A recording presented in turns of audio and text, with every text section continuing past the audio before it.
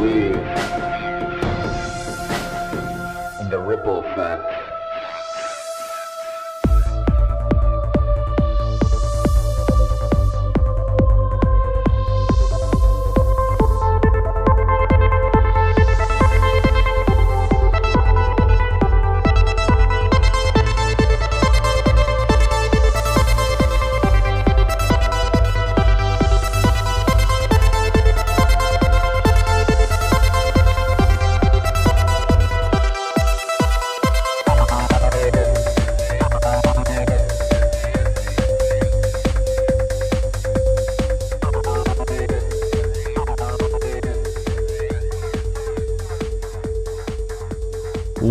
What's up? Another episode of Ripple Effect Podcast. Of course, I'm your host, Ricardo Rendes, also known as Ricky Brands, and a great episode for you today. Today, we have returning guest, Matt Ehret.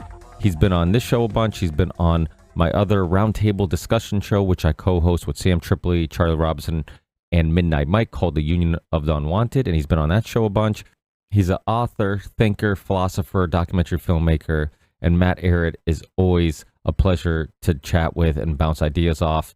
Today, we go deep into invisible colleges, good versus evil, UAPs, occultism, secret societies, AI, and much more. So I know this is going to be a fun and fascinating discussion for you guys. But before we get into this fun and fascinating discussion, let me remind you that this is a value for value show. If you get some value out of the discussions and guests and people that I bring to you, please consider giving some value back.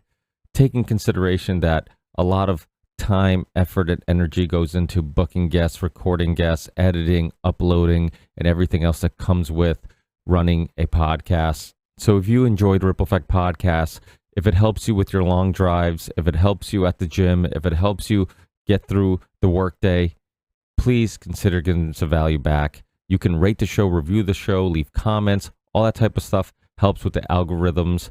But if you can financially support the show, if you're in a good financial situation and you enjoyed the Ripple Effect Podcast, please consider supporting us on Patreon. It doesn't have to be a lot. As little as $1 a month is all I really need from a small percentage of the people who listen and watch the Ripple Effect Podcast. So it wouldn't make a huge difference for yourself, but it would make a huge difference for me. You can also send a one-time donation on PayPal. You can send a one-time donation on Venmo. You can send crypto. And of course, you can also check out our merch store. And all these links will be in the show description or on my website, rippleeffectpodcast.com. But the Ripple Effect Podcast merch.com will also take you directly to that merch store. So check that out. We have tons of cool designs, hoodies, t-shirts, everything super reasonably priced. And more importantly, the quality and print is phenomenal. You get it quickly.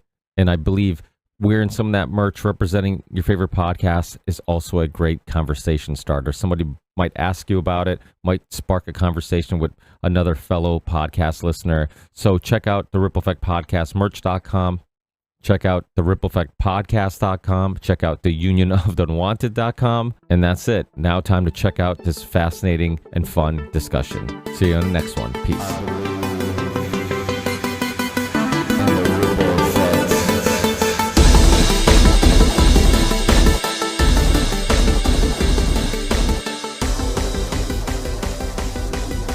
The other thing too, I was just thinking about was the question of I was thinking about how Socrates is somebody who really, he's kind of like an inspiration for me as just somebody who used their time well.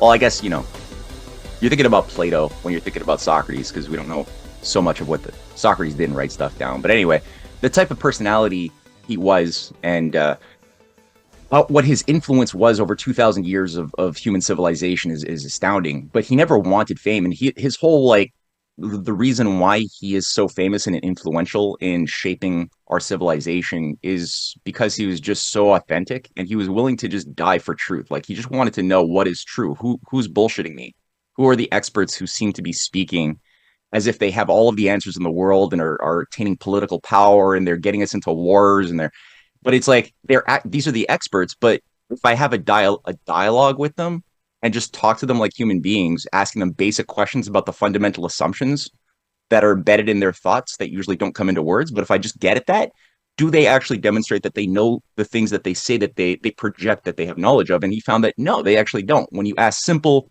questions like a child, they know nothing. And he's like, well, that got him in trouble. He's like, me, he's going at it from a very humble standpoint of just like, I at least am a better position than these guys because I at least know that I don't know, which gives me the ability to go and question things that might make me sound stupid, but that's actually much healthier. To be courageous enough to go into a crowd and to be able to look stupid because you've asked a stupid question, but then those are the questions that nobody wants to ask. And because nobody asked them, nobody has the actual answer. Nobody thinks about these things, which is what's at the heart of society, allowing itself to rot and select demagogues that get us into the shit. So he made a lot of enemies. They ended up killing him, but his like the influence that he had is they couldn't kill that, right? So, and he had this real solid faith in the health of his, like in the well-being and the existence of his immortal soul, which was more valuable to him than his body. But when you don't want, like when you're of that type of personality, I guess, whether a Thomas More or a Jesus type of figure or a Cicero or any people, they often are more than willing to have their body suffer and die for the sake of something higher, but because they're drawing from something so truthful, they live on and they become truly famous in their life and especially afterwards. But they didn't really want it. So it's like, you just want the fame, you want the power, then you'll be a lot more unhappy, and I think overall, like, always chasing the dragon. Because these guys who actually got it in a durable way, where it like transcended thousands of years, they were pursuing something else, and their fame was sort of a derivative of that other deeper thing that they were pursuing. And it's kind of like sleeping. If you try to chase sleep, you don't get it. You just want to sleep. If it's only when you shift gears that you get the sleep as a side effect of that shifting of the mental gears or anything, right? Love, I guess, probably applies to that too. Any of these deeper qualities. And yeah, again, our society just doesn't have too many examples of that we're allowed to really chew on. And we can get right into some of the topics that I kind of wanted to bounce off you. Weirdly enough, I am a fan of some of Alexander Dugin's perspectives on the world, and Michael Millerman, who translated his books, has been on the show. Mostly his thoughts on modernity, and the issues with it, and also his take on why the West dislikes the Russians so much. I think it might be deeper than just political or geopolitical reasons. I think it is maybe a cultural thing. You look at the president of France and his male first lady, and you look at like all the weirdness in like Portugal and my country of origin. You look at like Western cultures, like obviously America, and even though I think the pendulum's swinging in the other direction, I do think there is a deeper concern about the breaking up of the family unit. Just all these things that I think contribute to the depopulation agenda, contribute to controlling people, because we all believe in something, right? And it's just like the way scientists make fun of religious people, but it's like, well, now you also have to have a belief, and you have beliefs, and you have experts and people that you put on a pedestal just like religious people do. And I wonder how much of that battle between Russia and the West has been because of those deeper issues. What's your thoughts on that? Is it resources? Is it something deeper? Yeah, I tend to think of it as being deeper, but also like not to exclude the material mechanistic considerations, which are also factors at play. But it's like, sorry. Yeah, no problem. And I recommend people checking out Alexander Dugin's done some interviews with Thaddeus Russell back in the day, some years ago. That was pretty interesting. Thaddeus has been on the show. I don't always agree with him, but he is a fascinating interviewer. And he's also interviewed Michael Millerman, and Michael Millerman, who's been on the show, he was one of the first people to translate Alexander Dugin's books in the English, and he's actually Canadian and lost his job because he did it. Again, like I think anybody who is considered a dangerous thinker to me only makes them more sexy. So I think sometimes it becomes counterproductive, banning stuff or censoring stuff. Yeah. I mean, it's like it's a good gateway to be appreciative of the battle of ideas shaping our like we're given these false constructs on how to think about our identity and our situation in the present world that we're born into based upon certain models or narratives that I've noticed are hegemonic amongst sort of respected scholars and amongst those useless dominant narrative models that we're expected to if we want to get like a PhD or keep our job in academia or be published by a reputable publisher like Penguin or whatever. There's certain things that we have to pay fealty to and adopt as a sort of a construct, especially in the field of history, which is either the assumption that history is generated by entirely chaos, factors of chaos, bottom up, random, stochastic action of individuals seeking pleasure, avoiding pain, that somehow just emerges in these macro states that we call historical ages that are just the effect of personal individuals irrationally desiring to feed their pride, their desire for fame, money, sex, avoid pain, like very very bestialized impulses, and that's just it. And so whole stories of how wars happened, how peace treaties happened, why assassinations happened, are all reduced to these, Napoleon had a small penis and he was trying to overcome his his feeling of insecurity by trying to take over the world and restore the Roman Empire under the French sort of thing. And it's like, no, that's not why things happen. Like, it's not to say that people don't do things for greed or because they're compensating for a small penis or something. It's not to say that that isn't a factor in anything, but that's not what shapes top down like big processes. That's not it. I like to say that the war in Iraq is caused by people who wanted money and oil contract or oil. It's like, no, it couldn't have happened if you didn't have a lot of useful idiots who were greedy and wanted, oil profits. It's true that was necessary, but that's not what made the war in Iraq happen. It's not what made 9/11 happen. There's a higher set of considerations and agendas that orchestrated that, in which they needed selfish, stupid people who were oil executives or Halliburton contractors to be there to be, again, the useful tools, the automata, the automata, human automata. So that's the bottom up sort of model that some people you're allowed to have, and then you can have fights with people who have the top down models. The dominant one that I've noticed is this very very predeterministic model that presumes and there's various ways. It's called a radical positivist model. So you have the stochastic versus the radical positivist model, which treats human society as shaped by ages, right? So it's like what accounts for an individual who is exceptional, like a Johann Sebastian Bach, to have been born and generated the amazing compositions and revolutions in counterpoint polyphony that he generated in his time. What accounts for somebody like that, or from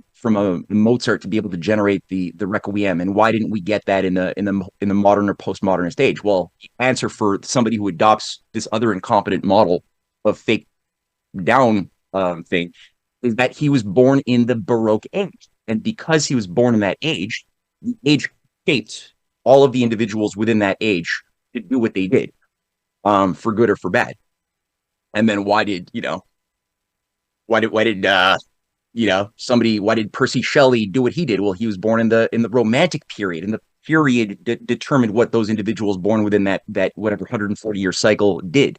And today we have abstract, contemporary postmodernist people like taping bananas to walls and having that all of a sudden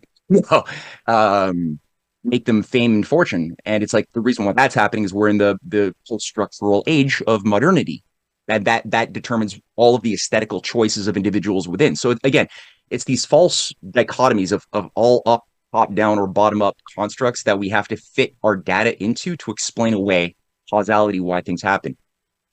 So when you're asking me, like, you brought up the Dugan thing, you brought up the what's at the heart of the tension of the East-West tension, the Russia, in those countries that seem to be defending traditional values, common sense, morality against this absurd posing extreme of woke degeneracy that abandons all sense of common sense, conscience, reason. Um, you, there's multiple levels simultaneously happening. On the one hand, you definitely have the old school geopolitical resources game. That's fact of just the game board. Whoever can create scarcity or control the dominant things, food and resources that are needed for society to exist, whoever can control those resources and powers of production can certainly be in a better place to generate wars, to get um, their victims to fight each other over scarcity or over territorial disputes like they've been trying to do between India and China over, certain disputed territories that the British artificially carved up and made very ambiguous after they let go of India, so called, but they didn't. Same thing for Russia as well. They've been working very hard to try to corner a variety of things that Russia needs to survive. Now, Russia has a lot of territory, right? And they've been able to build alliances outside of themselves. They've been able to cultivate a lot of their resources in a way that they couldn't do like 30 years ago. They've been able to really stand on their own 2 feet, built you know productive systems within their society, just kind of like what Iran has done by virtue of the sanctions, because they knew that at some point there might easily be the program to destroy them again, and they can't rely on the expectation that your foreign markets are going to be reliable for you. So you got all these like knife fights going on. People try to preemptively attack or protect themselves and their supply chains. So that those are factors that we should always pay attention to. But then on the deeper level, yeah, I think you do have um there is something which Russia has um protected going back to the days of Nevsky, 1,000 years ago. Alexander Nevsky, who is sort of the founder of modern Russia in many ways, uh, grandson of Volodymyr the Great, who brought in Christianity into Kiev and Rus. And there is an idea which is non-negotiable amongst the broad base of the the Russian people, and also I think the better part of the intelligentsia, which recognizes that their moral fitness to survive is premised on the sacred defense of these core values that have allowed them to survive and move through a lot of tumultuous periods over the last 1,000 years. So the oligarchy hates that. They want varieties of Christianity that are much more adaptive, malleable, more easy to assimilate into some higher hive mind, some Borg thing like they've been able to do more successfully, not fully, but within the Catholic, especially the Anglican church, which was like the most weird fake ass church I've ever seen ever, with like a king or queen, whatever the ruling monarch as the head of the church as the Pope, but it looks Catholic, but it's not. It's this other thing, and if you look at a lot of the esoteric, because you always have within a lot of these pseudo Christian constructs that were created by pagan mystery cults earlier, they often will seed themselves into Christianity to destroy it from within by creating these orders, which usually will have the characteristic of an exoteric, like external teaching that usually pretends to abide by lessons of the Bible, but then there will be this esoteric inner order that will have a different teaching that sees the outside doctrine as simply a useful way to keep the slaves at bay and dumb and stupid, while the inner higher priesthood, who has the secret interpretation of the Torah or of the Bible or the secret teachings of Jesus, who is actually Lucifer, who's passing on to his favorite initiated disciples, especially Mary Magdalene, his concubine prostitute who he birthed kids with, and they'll create these stories after the fact of these secret teachings that actually are just repackaged lessons and practices the ancient pagan mystery cults that were engaged in much more literal versions of drinking blood, having communion that involve, cannibalism, like the eating of the flesh and the drinking of the blood are much more literal in a lot of those practices. That they then try to imbue into or infest into, whether Jewish or Muslim or Christian domains, in order to sabotage that which they despise in each of these Abrahamic faiths. They want to sabotage that from within, and there's ways of doing that. Getting these different uh, religious groups to become radicalized, rigid, are good ways for them to do it. Because if you can get, like they did, like if you look at the way the mystery cults were able to, though they got shut down at a certain point in the collapsing days of the Roman Empire, a lot of them simply created these skin suits, and they infiltrated. Like first, I think the Benedictine order was one of those early skin suits, which had again an outward teaching structure. It was set up in like the 520s by a Roman patrician, a high level Roman lord, who had a mystical experience in a cave, and a whole structure was built up around him. And he had a twin sister, Scholastica. There's a lot of Apollo pagan. They seem to have both been adherents of the cult of Apollo even after they became so-called Christian, and their tombs are actually located in a cult of Apollo today. It's weird. So anyway, this is what seeded certain other rigid orders, like the rule of Saint Benedict, became the foundation of the rule of the Cistercians, which was founded by a guy named Bernard de Clairvaux, who also co-created the Knights Templar. So he's the founder of the Cistercians. They seeded the Knights Templar as another order, which would have a very rigid, almost weapon, like an ethos that would weaponize Christianity to turn it into like a warrior class of useful idiots that could then be induced to go and fight forever wars abroad. And at the same time as he did that, so you had an inner core that was engaged in Baphomet worship, other types of hedonistic practices that they were carrying out, like sacred orgies, often of a gay variety. It was an all male warrior sect, and they worked with as sort of a left hand to the right hand path of another order created by the Benedictines by grand strategist named Gerard de Sasso, that oversaw the First Crusade, and that was the Knights Hospitaller, and they represented a slightly different part of the formula. They became later on the Knights of Malta, and together, if you look at it, the Knights Hospitaller, the Knights Templar worked very closely together. They had a junior branch set up in the form of the Teutonic Knights, and all these knighthoods were designed to weaponize Christianity. Again, they all seem to have inner an inner secret teaching and an outer teaching. And as long as you could make it rigid, like you get a very rigid formulaic interpretation of the Bible that didn't allow for the creative spirit to really blossom, which is what like Bernard de Clairvaux was really. He put two popes into the throne of the Vatican. Like he was a very powerful guy, on top of creating the Cistercians and then creating the charter for the Templars. He was like very, very powerful. But you read his writings, very rigid. It's very much like you will burn in hell if you question a certain thing that might seem contradictory between the Old and New Testament writings. If you have that thought, you will burn in hell unless you confess and repent. But at the same time, like the orders that he creates go on and they create things like the what do you call it, the Dominicans and the Franciscans, in the same overseen by the same Crusader Pope Innocent III, who oversees the Fourth Crusade that establishes the Venetian Empire as the dominant world empire and unseats Constantinople. It had formerly been sort of more powerful than Venice, but Venice became more powerful in 1204 at the end of the Fourth Crusade, which saw Christians, Templars, and useful Crusaders massacring Christians in Constantinople, a Christian city, and they killed the men, the children. They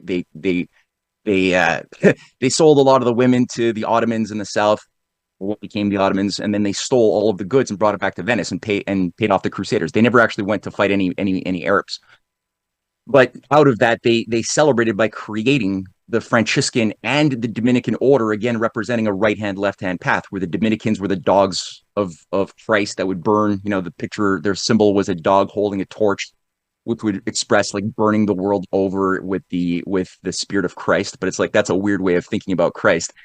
And they represent the more masculine, penetrating, top-down fascist formula of management. And then you had the Franciscans under Francis Assisi, who also had his own mystical experience in a cave, just like Benedict. They all seem to have cave experiences that are mystical and altered states and whatever.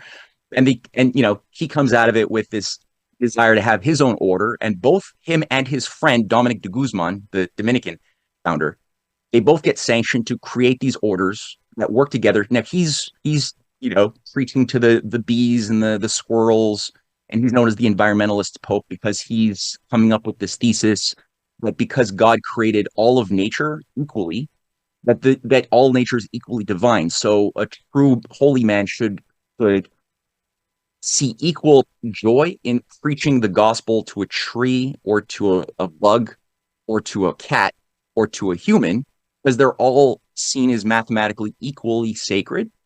And he ends up preaching in Jerusalem, in the kingdom of Jerusalem, and both of them seed together. Well, they create the Inquisition, the first Inquisition. There's three, and the only Grand Inquisitors that ever attained the power of the Grand Inquisitor were either Franciscans or Dominicans, one of the two, at different times.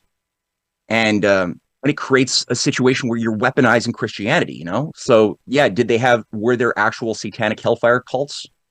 Yeah, there were in the medieval ages. It was dominant when the European population collapsed and into war and stupidification and plague. Yeah, you see the population levels completely plummeted.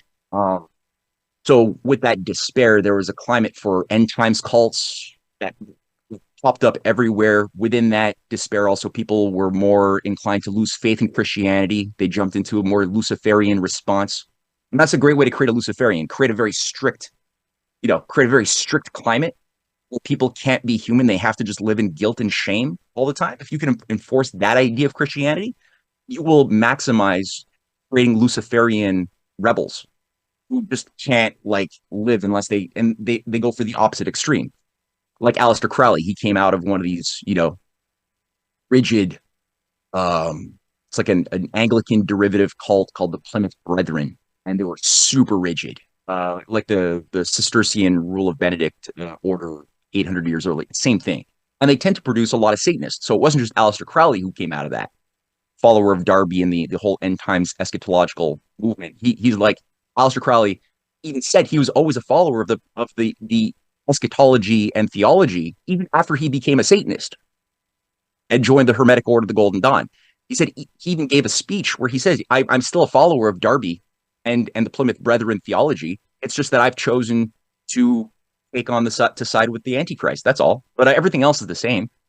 And I think that even the founders of it, when you look at Darby and his exclusive brethren, I think they always were Satanists. They were, and it's the same thing for the Cistercians, like Bernard de Clairvaux. Yeah, they say nice things in their published writings about Christianity and Christ, but if you look at what they're doing, they've got a preponderance of scandals for 1,000 years of raping children, making children disappear, sacrifice. There's a recent one that just happened like last week of a big Cistercian monastery in England, which had a chocolate factory and was a tourist hub for boys orphanages over 80 years to just go there, and children were disappearing. And they found one of the head Cistercians as a dude who was grooming and raping young boys. And that's just one. The founder of the New Templar order that Lanz von Liebenfels created the basis or promoted this Germanic Teutonic Ariosophy movement that Hitler was recruited into, was a Cistercian. The New Templars were very much that. And so you've got this evidence all over the place in almost every branch of Christianity of these satanic orders, and there are some in the Orthodox, the Catholic, the Christian Orthodox Church of Russia. Those are there too. It's present, but right now it's not the dominant thing. There's been a battle in various societies, to subdue and to try to do something about this uh, skin suits. Russia's done a better job, but it doesn't mean that they're safe. It's still there. It's still waiting, and it's sometimes difficult to identify them because they speak and project an outward image of somebody who appears to be principled and Christian, but there are these signs that indicate that there might be something else bubbling under the surface that smells more like sulfur. So that's also something to be aware of too.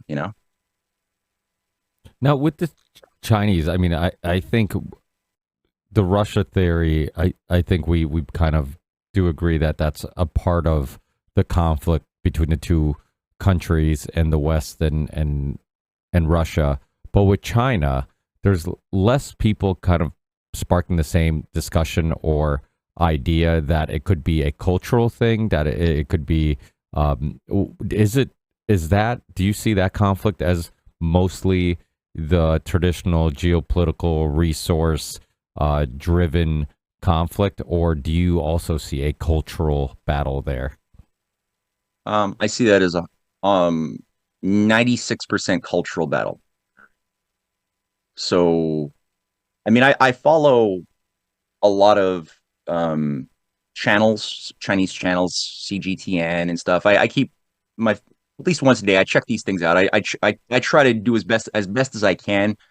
I look at channels that are from various countries instead of like going through a Western filter to see what a different country is saying. I look to see what type of messaging is it promoting to their own people and to Chinese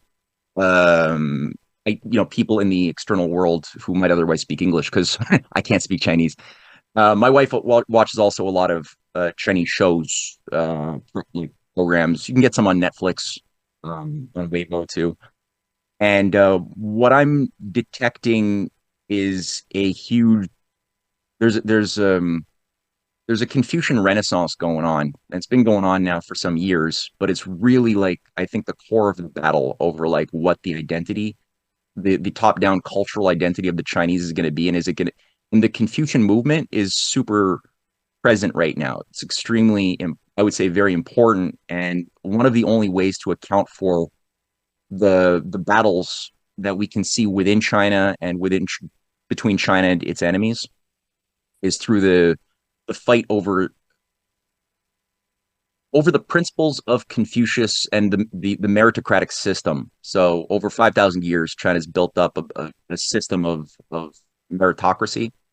It goes back to, I mean, it really came into being in a heavy way with the Han Dynasty 2,000 years ago, like 200 BC. And I think that there was probably a connection to Alexander the Great about 80 years before the Han Dynasty emerged into power. And Alexander the Great's work to spread Hellenistic culture as far east as India.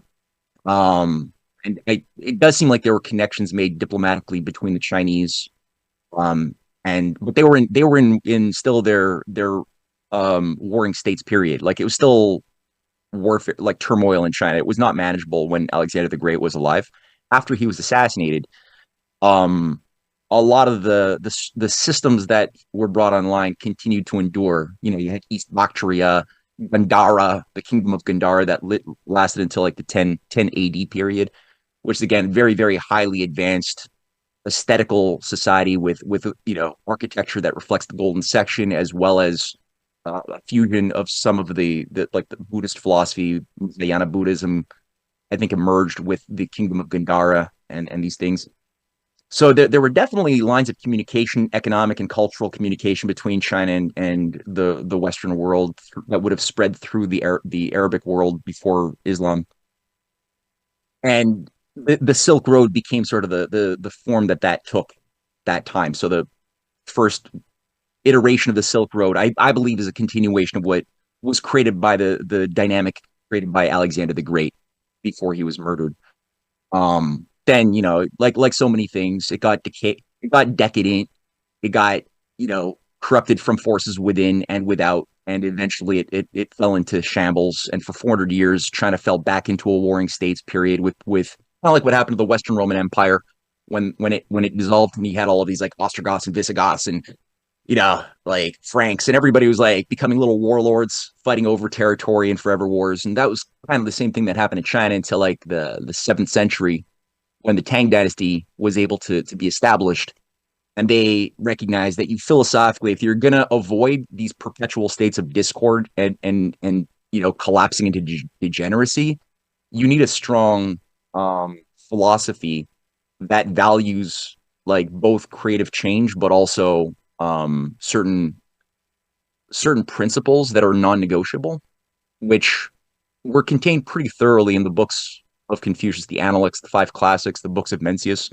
So that became sort of the top-down organizational philosophy or paradigm that shaped their building up of their civil service, how they focused on recognizing that you have to give, but talent can come anywhere.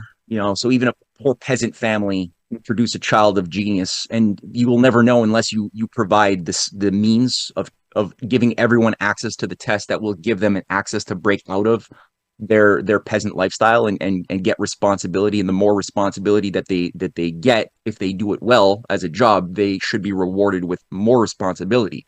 So like, for example, Xi Jinping is a dude who was like, he had to go and demonstrate that he could make a village work in the late 70s, just be in charge of a little village, which had a lot of problems, just make it better.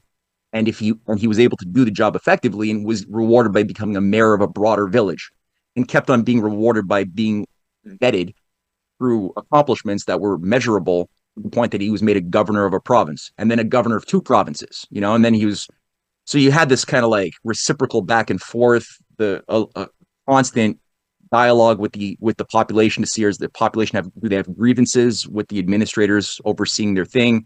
If they do, then you have administrators being punished, being taken down from authority all over the place, all the time in China, because these mass surveys are constantly whenever they result in people who are angry or pissed that things are getting worse. They have faith in their system because they see the effects of their criticisms bearing fruit. So it's not a perfect system in any way, but at the very least, they've got a philosophy where in their movies and their shows. This is why my wife likes watching their movies and their shows, and I sit down and watch them too.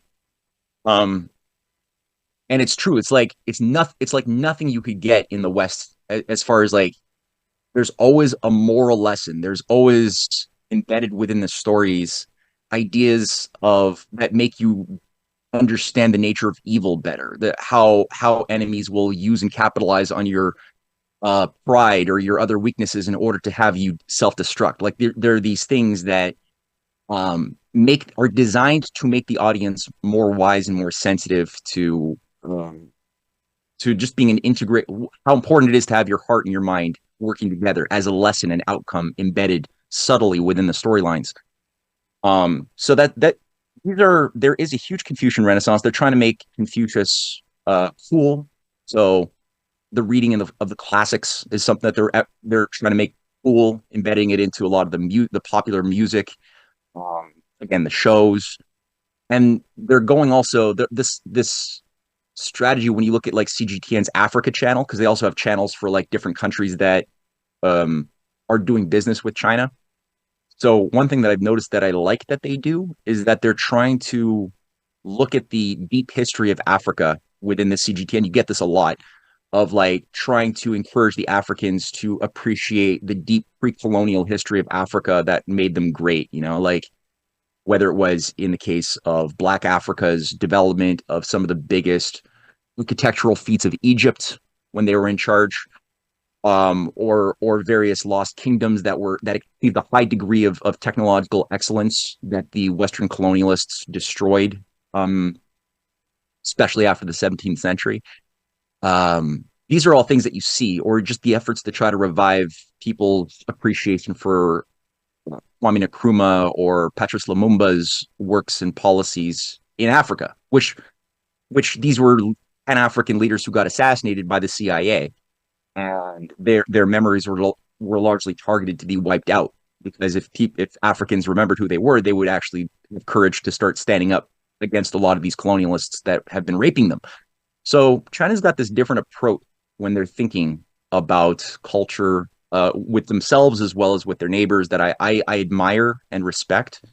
And I think it manifests in the form of certain things that allow Russia, like Putin and Xi Jinping, have this unbridgeable, like unbreakable alliance, because they recognize a common principle in both of their cultural fights that make them trust each other, whereas they can't trust, because there's a lot of similarities between like proper Confucianism and proper Christianity.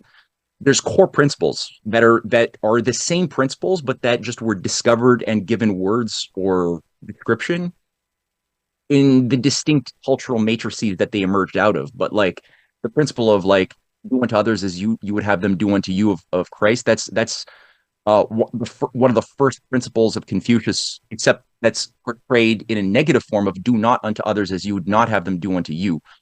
The principle of Christian natural law, as expounded by Saint Augustine or Saint Paul, that there's a law written in the hearts of all men, that the law of heaven is something which we have to use as a mandate to construct our man-made laws. And if we make man-made laws that fall outside of or abrogate the laws of heaven, then we are carrying out a form of violence. And they are not laws at all that should be followed. Now, that's the same law that's the idea of Tianmin that was developed by Confucius' student Mencius, um, of the mandate of heaven, that if a ruler abrogates the laws of justice and love embedded in the kingdom of heaven, then the people have a responsibility to throw off said ruler's rule and establish new rules, new laws that are more in harmony with the mandate of heaven. And again, that's directly from Mencius, 250 years before Jesus was even born.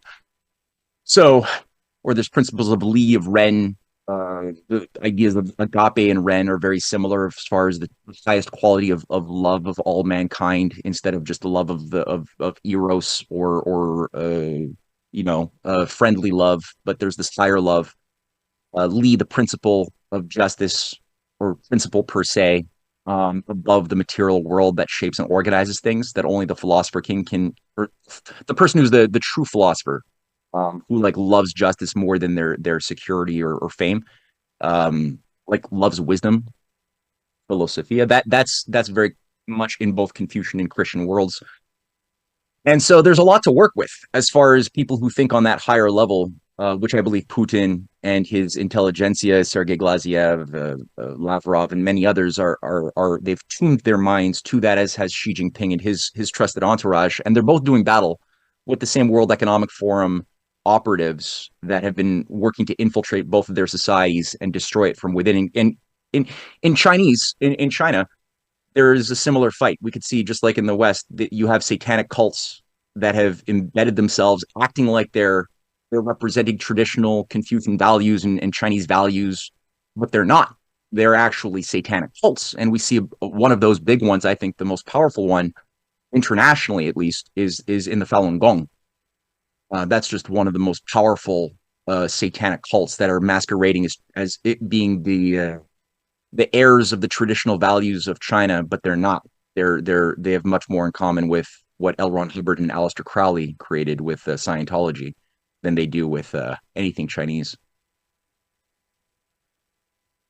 Yeah, that's interesting. And so Confucianism, I haven't studied it in a long time. It's not, they don't really have a god, right? There's similarities between Christianity but it's, one's a philosophy, one's a religion, right? It's not really, they don't really worship anything, right? Well, it's not that they don't worship anything, but it is more of a philosophy. But there is this idea of heaven that you didn't create, like that. So it's not atheistic either, because there's this idea that there is a harmony and a law of heaven, that human beings didn't create. So it's more like, I think it's an underbaked, personally. Okay, I think that they could have gone farther and thought about the implications of what that means, and maybe.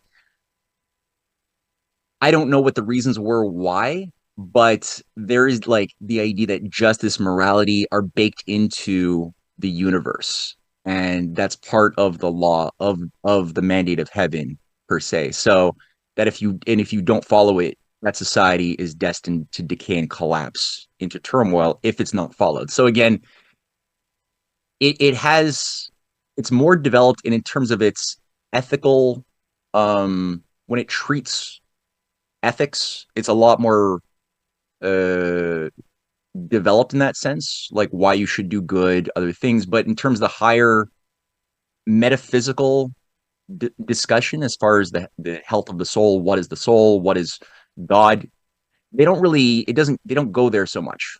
So yeah. Yeah, and they teach it in school, right? It's one of those required classes, and it's something that you are taught at a young age. Like a lot of things, do you think it's truly a part of the culture, or like you used, I think throughout you speaking and discussing these historical events, you've kind of shined light on examples of people using maybe good things, spiritual things, religious things as a way of control, and then some people who are true believers who really believe it's a way to enlighten people and give people more fulfillment or a better understanding of the origin of man or our purpose. What do you think is the goal there in China and Russia? Do you think it really is about, because in the West, right? Like we also have examples of people who are real, like what I would call real Christians, people who truly believe. And then there's people who pretend to be Christian because they want to use that power and that motivation to control. It's like, hey, if you send me and Matt $10 a month or or $100 a 10% month of your earnings. yeah, it's a percentage of your earnings. We'll send you some blessings. We'll pray for you, and you're going to get twice that in payback. So what do you think? Because again, like yeah, go ahead, Matt. Sorry. No, it's good. Yeah, we'll sell you an indulgence. You'll get out of hell free card. Yeah, sure. Um, yeah. Well, I think that in the case of Chinese history, from my research, you've got both. You just like you have with the I said I like Socrates and Plato, right? So I like them. I've used I've been very inspired by the lessons I've gotten from reading the Platonic dialogues, and I've appreciated the battle of authentic Platonists, um, especially within the Christian domain, like the Christian matrix, like Saint Augustine, or Thomas More, or Erasmus, or Ben Franklin, who were all of like operating within the Christian matrix, but they were all Platonic as well. Doesn't mean they were pagan, but they were using the method of self-examination, dialectic. It was a very open system mode of attention that focuses on making discoveries and looking for paradoxes that we can generate hypotheses to resolve, with a moral mandate to connect our individual identities and actions with the broader society that we were born into, that we will leave something behind for good or for bad, depending on whether we use our time well or not. So you have a perversion of that. In the case of Plato, a lot of the people who called themselves Platonists after Plato died were actually Neoplatonic cultists who acted like they were Platonists, but they were simply using the surface structure of some of what Plato said, turned it into formulaic, rigid, crystallized structures and techniques of control to keep people stuck within the cave, so called, right, from the allegory of Plato from the Republic, where he generates the story of how society is controlled by puppet masters casting shadows on the cave wall, and the vast majority of humanity living shackled, staring at the wall, believing that the shadows were all that reality is, and the sounds that their ears capture emanated from puppet masters are all reality is. And then he develops the story of the individual who breaks free and ends up outside and has to learn how to adjust his senses to reality as it is, instead of just the shadows. So they will use some of these things as mechanisms for control and maintaining their system, but they will typically be occultists who despise Plato. They despise what Plato said within the allegory of the cave, where he talked about to be a true philosopher means that you don't just stay outside of the cave enjoying truth with the higher powers of mind, but you're actually you feel a love of your fellow man and an empathy that demands that you go back into the cave to help them learn how to break free as well. And that's the part that they hate about Plato, is that part. They like everything else because they like the power that thinking on that higher level gives you over your slaves. But and Plato even says in the book 7 of the Republic, he's like, he's talking to Glaucon, his Plato, who's actually Plato's nephew. That's who Socrates is interlocuting with. And Glaucon's, he talks and says, they're probably going to want to kill you because you're telling them that all of their honors and traditions are that are premised on shadows might be a lie. They might want to kill you. And he's like, yeah, but if you truly care about them, you're willing to take that risk. Which is what Socrates, he walks the walk. He ends up drinking the hemlock by the judicial decree of the demos of Athens, right? So he's not just talking in a vacuum for academics. He's like walking it. So I'm saying this just because you have these Neoplatonics like John Ruskin, like many others, the Theosophists call themselves Neoplatonics, and they will use those things to control society in a rigid, or to create systems of cultural influence that will have society self-manage, while a higher secret teaching will be reserved for the elite. In the case of China, you have something similar. So you have within the Confucian world, because Confucius was very much like Socrates. He created a school. It wasn't the School of Athens, it might have been the School of Nanjing, but it was an academy he built up to generate what he saw as a need to heal China from the forever wars that they were locked into, of different fiefdoms always fighting each other with revengist impulses and desires for more territorial acquisition and making people stupid. So that requires the creation of of a culture that loves truth to that higher power, to that higher degree, and can become advisors to kings and generals to get them to focus on the science of peace over the science of war. So this type of idea of creating philosopher kings is what Socrates and Plato had very much on their mind when Plato was creating the School of Athens, was how do we create advisors to leaders, whether it's Dionysius in Syracuse or Dion in Syracuse, or whether it's Xenophon who leads the 10,000 to go to war with the Persian Empire. Sort of the global center of the world mystery cults at that time was the Persian Empire, which sought so hard to destroy the cultural dynamics that had developed after Solon's reforms in Athens that generated Aeschylus's revolutions in plays and in arts and just everything else. The sciences had to be undone, of Archimedes and Thales earlier were making revolutionary discoveries in the understanding of the nature of the laws of the universe and their aesthetical applications. So that produced a culture that was very difficult to subdue in all of the Athenian city-states, especially Athens and at different times Sparta. So Persia was like the center of the mystery cults. That's at the time where you had the Babylonian high priests that had taken control already under Cyrus the Great, that began utilizing Cyrus as their marcher lord to build a world empire of controls. And they had sub branches in different parts of the world that they would subdue, all the way to Egypt. They set up the cult of Delphi and Apollo. They in Anatolia, they set up all of these Sibyls, right? These little embassy where you'd have like a local Pythian Delphic high priest, right? That would be a control center of sub branches, and that's the way the world was set up under the Babylonian and then the Persian Empire, which again, Persia was the enemy of Greece during this time, and it was the center of the mystery cult penetrations.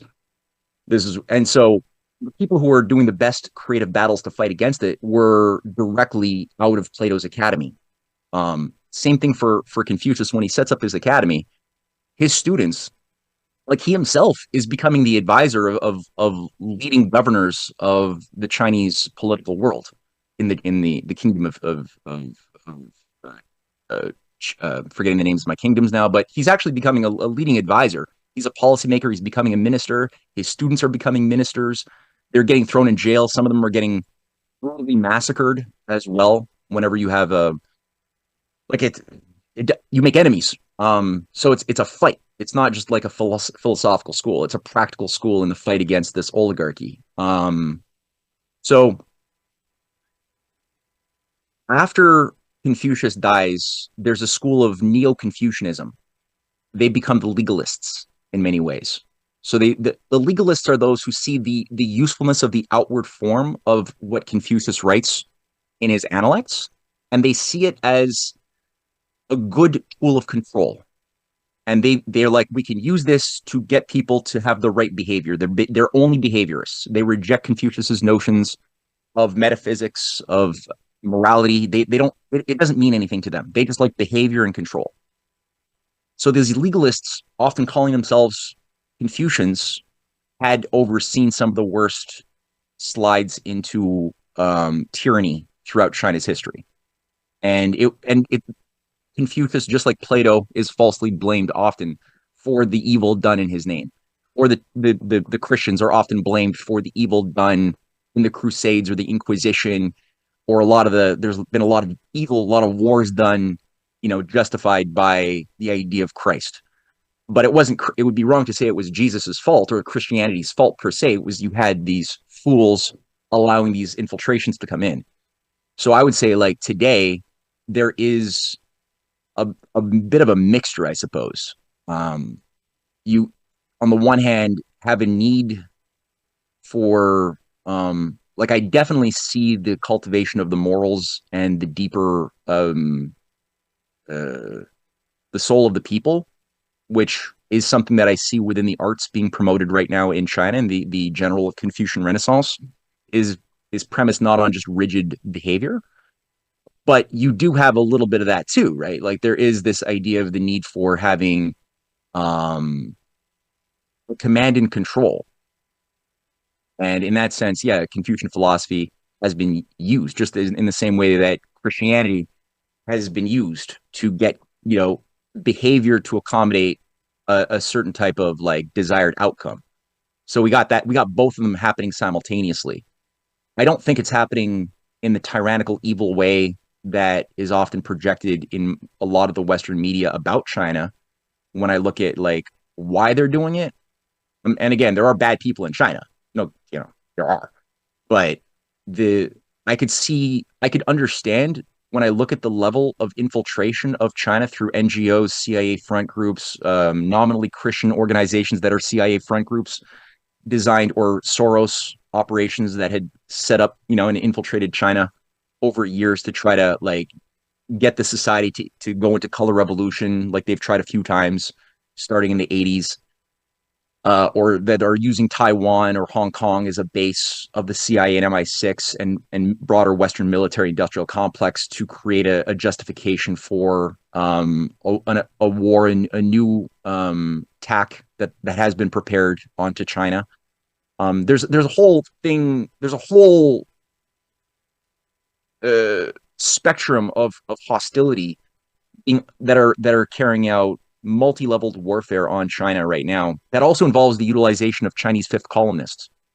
So a lot of the people who are kind of like the Americans who are not American, right? Like, they're you've got a lot of traitors in their heart who are part of these Freemasonic operations in the United States that look like they're patriots on the surface, but they're actually working against the interests of America. The same thing in China, which is where, again, I see more evidence of a battle between patriots and China that have worked very hard to purge as much as they could so far of the worst elements of these fifth columnists, like Jack Ma, who's kind of like a Bill Gates figure of China, World Economic Forum trustee, was taken down when he called for a revolt against the Chinese banking system to bring in, Bitcoin and libertarian finance into China in 2020. He basically called for an open revolt.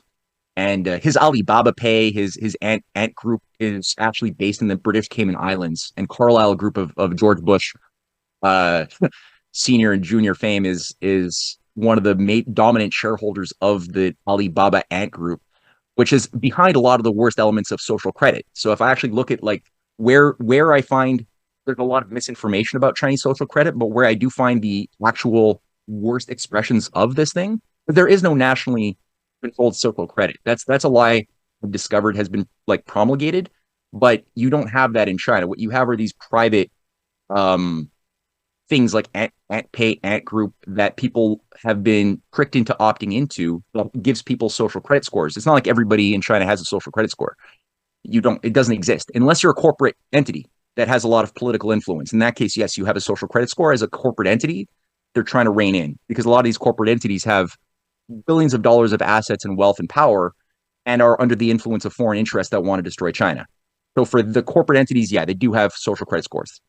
Otherwise, for citizens, it's usually these private opt-in things like PayPal or that they have gotten into, which are owned through the Cayman Islands by a British Cayman Island thing, by World Economic Forum associates like Jack Ma, who are transhumanists.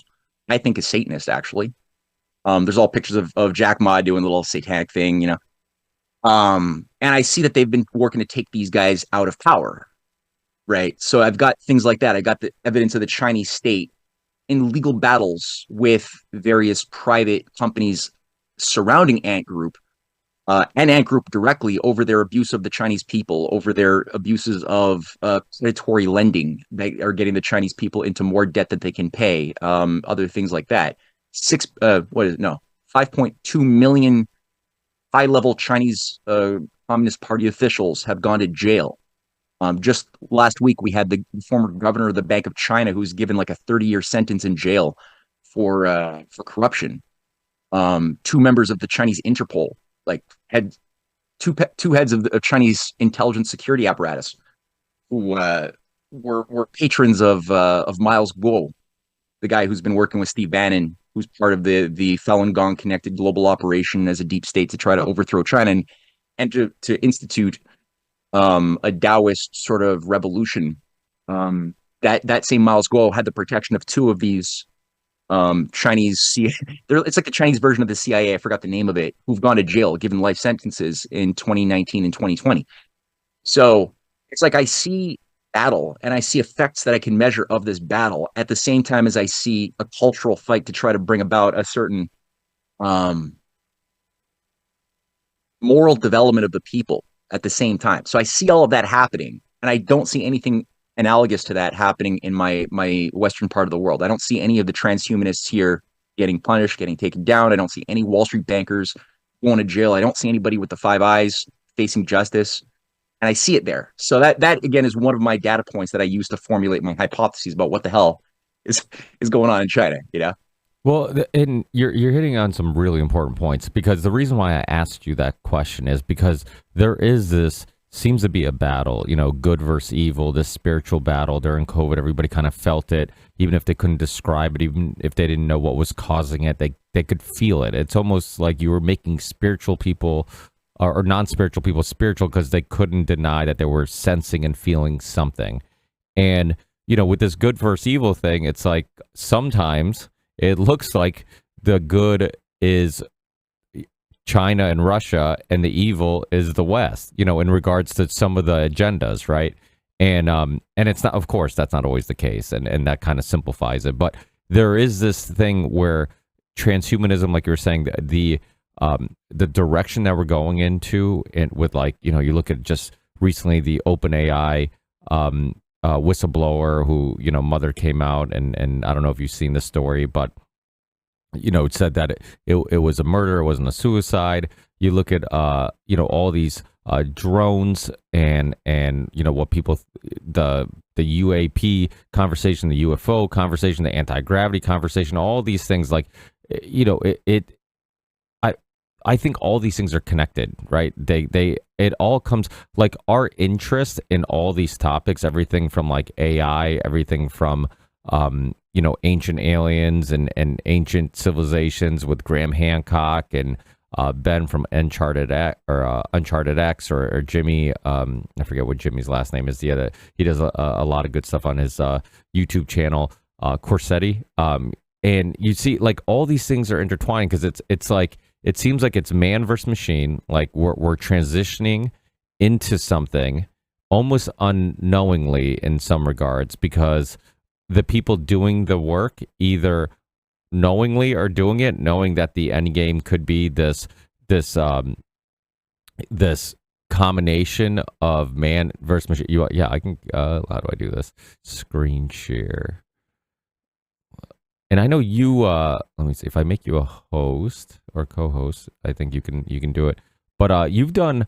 You have a documentary on UFOs, right? But I do think like all this stuff is intertwined because it all taps into our urge and desire to understand what like our understanding of the universe and our understanding of the origin of man, right? Or you could say the origin of the universe. Like, this idea, they were talk. I don't know if you saw that story about like AI like reprogramming itself. Like it was creating its own code. It was coding for itself. It was doing things that like it wasn't asked to do or coded to do. It was like there's so all this craziness, and I'm like, and we're so quickly just kind of opening Pandora box and just letting this all become I guess accepted as like, hey, just where technology is going, and nobody is pumping the brakes. I shouldn't say no one, but a lot of people, at least in the Western worlds, aren't pumping the brakes and saying,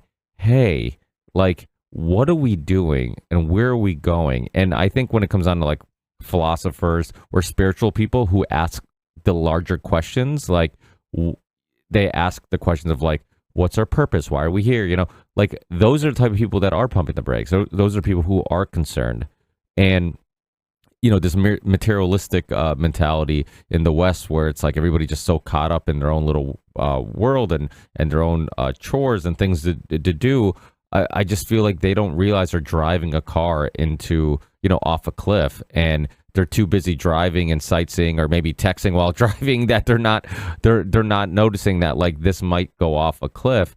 And I've talked to some people who are really close to the AI thing, and they're afraid. They're scared that it's advancing much quicker than we're being told. It's it's going to have a much bigger cultural effect on society than we think, and it's going to happen really quickly. And once it happens, there's no turning back.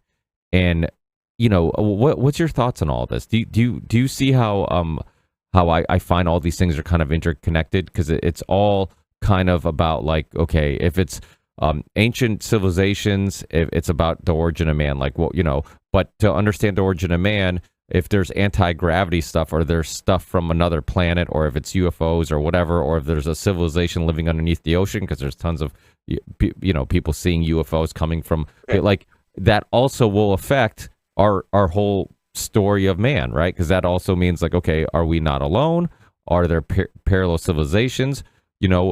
Is there a creator? If there is a creator, it's funny because all these discussions, like people will poo-poo them and be like, oh, that sounds crazy, or that theory sounds crazy. But then you bring up the simulation theory, people are like, yeah, I think we're in a simulation. I'm like, so that doesn't sound crazy. I'm like, so the idea that we're all just like, there's some kid in his basement, in his mom's basement, playing a video game, we're just in that video game, like that doesn't sound insane. But like to me, like there's so much to uncover, and there's so many unknowns. And that's my problem with science much of the time, is that when they don't know something, they'll just come up with a theory, but they'll make you think that their theory explains the thing that can't be explained. And it's like, no, you didn't explain it. Like you just came up with something like, oh, dark matter or this or that. Like, it's like, wait, you haven't proven this theory is true. What you've done is the unexplainable. You've come up with a theory to connect your dots for you and your worldview.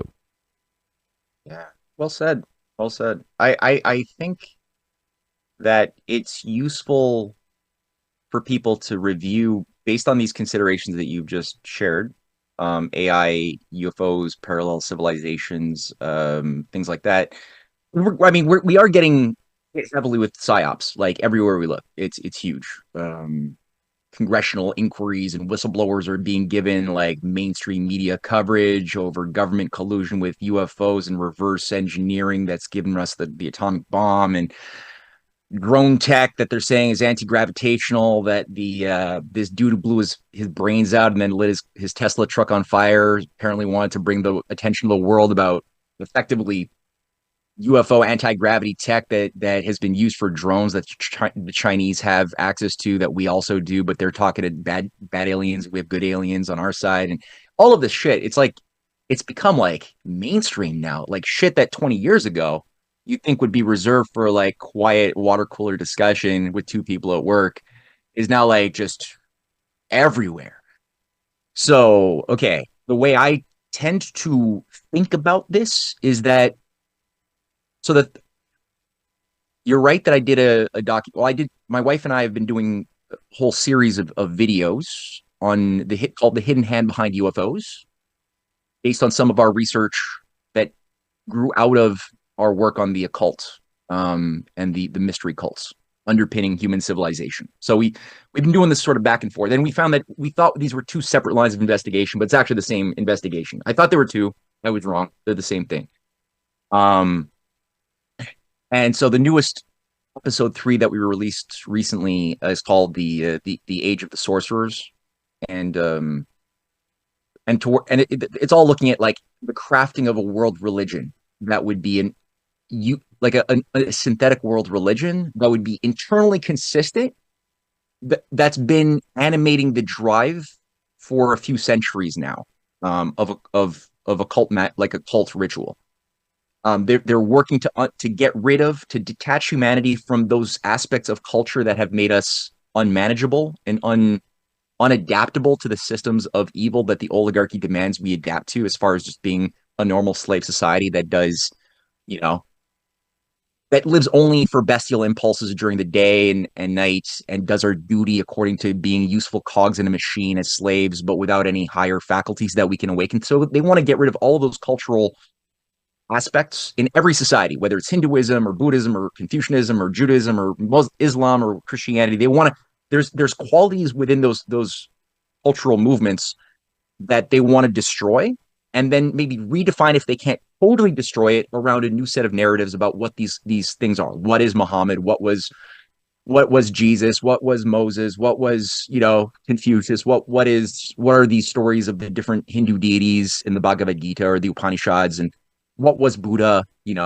around being aliens, or at least enlightened beings who are doing psychedelic drugs and interfacing with aliens from another dimension? Or there's variations on the theme. There's so many variations. But I see it that we're living in a magic trick. So there's like we are in a magic trick, and it's multi-generational. There are initiates often that have been positioned, like Michael Aquino is well known as one Satanist, but he's one of many, and he's not just any Satanist. He's a guy who was given above top secret clearance coming out of the Vietnam War, after he set up the Temple of Set as an outgrowth of the Temple of Satan, or the Church of Satan, by Anton LaVey. He was also friends with a number of people who became the vanguard of the magic trick that we see today, moving so much of our society in a certain direction. Like, the Lawrence Rockefeller funded Robert Bigelow. Probably know Robert Bigelow, right? The name sounds super familiar. Refresh my memory. He's a billionaire real estate magnate who was a bankroller. First, he was an asset of Lawrence Rockefeller, who created the Disclosure Initiative for the Clinton White House in 1992. And Stephen Greer was also brought to the Rockefeller compound, the big lodge in Wyoming, along with Bigelow and a few others. What do you think about Stephen Greer? Do you think... I think he's an asset of Lawrence Rockefeller, who was one of the most powerful Rockefeller brothers of that clan, who created the Disclosure Project. The Disclosure Initiative came out of the Rockefeller Disclosure Initiative that also brought in Hillary Clinton, John Podesta. A lot of them happen to be Satanists. John Podesta gives me every reason to believe that he's also a Satanist who idolizes spirit cooking and Jeffrey Dahmer and, Well, have you seen his paintings? I mean, it's funny because people who will hear you say that and think like, how can you just openly just call these people who are public figures, who people like, who people, vote for people who do interviews on daytime TV and they seem likable. How can they? And it's like, if you just look into some of the weird shit they've all been involved in, and it's like, it's unexplainable, and people will just dismiss it. It's like, you are a public figure. Podesta's paintings that he had in his house, okay, it's like the Pizzagate thing. Like, you guys can, just continue saying it was debunked. It was debunked. There's a lot of unanswered questions about that. You know, you go my Instagram page. I'm on Instagram, guys. Follow me on Instagram. Pictures of my kids. Pictures of this podcast when it goes up. That's it. There's no weird shit on my Instagram. Okay, these people had some legitimately weird stuff, like really borderlining. You know, like you said, satanic, child abusive type of things that are just, you know, concerning. If I was following somebody on Instagram and we're friends and they were posting this stuff, I would tell my wife, like, hey, there's something weird about that dude. Like, I don't know if I want him around my kids. I don't know if I want to go on dinner dates with him. I don't, you know, so this idea of like this stuff not happening. And then when you look at just like the consistency of it, I remember when Alex Jones was on Rogan, and he was Rogan was actually trying to do Alex a favor. What he wanted to do was he wanted to not question everything he was saying and have him pull it up on the internet, because he was trying to debunk Alex. But like he said in that episode, he's like, Alex, I'm trying to help you, because what he's showing is that there's actually a lot of, you know, where there's smoke, there's a lot of fire. And some of the smoke that Alex was, you know, losing his mind about and highlighting, there was actually fire there. A lot of people would dismiss it, but when you look it up, and one of the things they brought up was Pizzagate, right? And, you know, so again, it was one of those things where a lot of people are like, oh, you know, Alex, you're crazy, you know, this and that, you know, pedophilia, you know, child trafficking, you know, you're insane.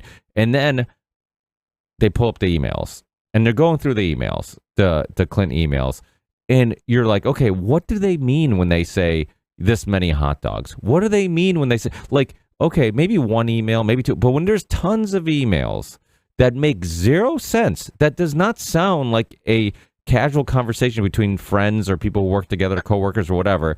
And we also know that there is a dark web where this pedophilia happens, where people share pictures, videos, and guess what they do? They use code words. The FBI, that's how the FBI finds it. They use code words. They don't come out and say, I want to see pictures of this. They use code words so they can, you know, hide what they're actually looking for. Yeah, to not be held accountable in court. Yeah. Sorry, it just works me up, because it's like Epstein came out, right? Like, there's so many cases. I mean, you go, Nick Bryant's been on the show a few times. He's obviously done great work with the Franklin scandal. And you look at, like, even my country, there's a scandal called the Casapia scandal, which it was a orphanage, similar story. Like, you brought up, it's always orphanage related, where they'll take which is crazy to think. If you don't think evil exists, you literally take orphanages where these kids already were dealt some shitty cards because they don't have a family or a support system around them. They're stuck at an orphanage. And then, oh, by the way, we're going to traffic you and abuse you mentally and physically. Like, it's the worst of worst crimes. And that stuff happens. And then people will still, you know, have a hard time believing that evil. It's like, if that can happen, if stories like this get uncovered all the time, Jimmy Savile, you know, friends with the royal family, what's his name? Dennis Hastert, the Speaker of the House, Penn State, who the district attorney in Pennsylvania went missing, you know, like, and he had some case that he was going to uncover, and then later the Penn State scandal became public, and a lot of people think there's a link between that. Like, there's a lot of money in this. There's a lot of power. There's a lot of powerful people that are going to be linked to these things. I mean, Ghislaine Maxwell was charged with trafficking, and yet there's, like, who are the customers? Who were the people that she was trafficking to? Like, there's no conversation about, because they don't want to uncover it publicly, because everybody's involved in Hollywood, in fashion, in politics. It's everywhere. And this goes back, and with all your research you've done on the occult, and it's funny, I just did a podcast, you know, that book, The Salt on Truth, by Jeffrey Masson, or I'm not sure how to pronounce his last name. I never read it. It's about Sigmund Freud and seduction theory, and how there's these unpublished papers. Jeffrey Mason, he had to change his whole career route, because he was working with Sigmund Freud's his daughter Anna at the archives, and she brought up that she had some unpublished papers, showed him these unpublished papers that proved that there's all the sexual abuse happening in the most elite, highest levels of society. and he basically covered it all up because those were his clientele. Those were his friends. Those were the people who were funding him. Those were the people that he was friends with, and then came up with this whole theory that it was all a illusion. It was all in their head, and it was a complete bullshit theory. And I think Anna felt guilty about it. It felt guilty and also wanted to prove that he actually did know what was going on and had some maybe had some desire to go public with this, but he was worried about his career and whatnot, which obviously does not paint Sigmund Freud in a good light. And so it's like even back then, there was all this evidence and there was knowledge that the higher, and I talked about this with the author Jeffrey Mason, that I think that it's not accidental that the elite try to convince you that all the child abuse and sexual abuse happens in the lower levels, not the upper levels. It happens in trailer parks between, step fathers with their kids and all, when really it seems like the majority of it's happening at the highest levels. And, I think they're covering it up. I think they're a bunch of sick psychopaths. Yeah, well, they are. And, Aleister Crowley even talked about, he later on joked saying, "Oh, I was joking," but he gave very, very strict, specific, detail-oriented suggestions on how to select your sacrifice victim, as far as the quality of the boy, the nature of the boy's parents, what type of whether they should be an only child or have siblings, and the characteristics intellectually, emotionally of the child that would make for the best sacrifice.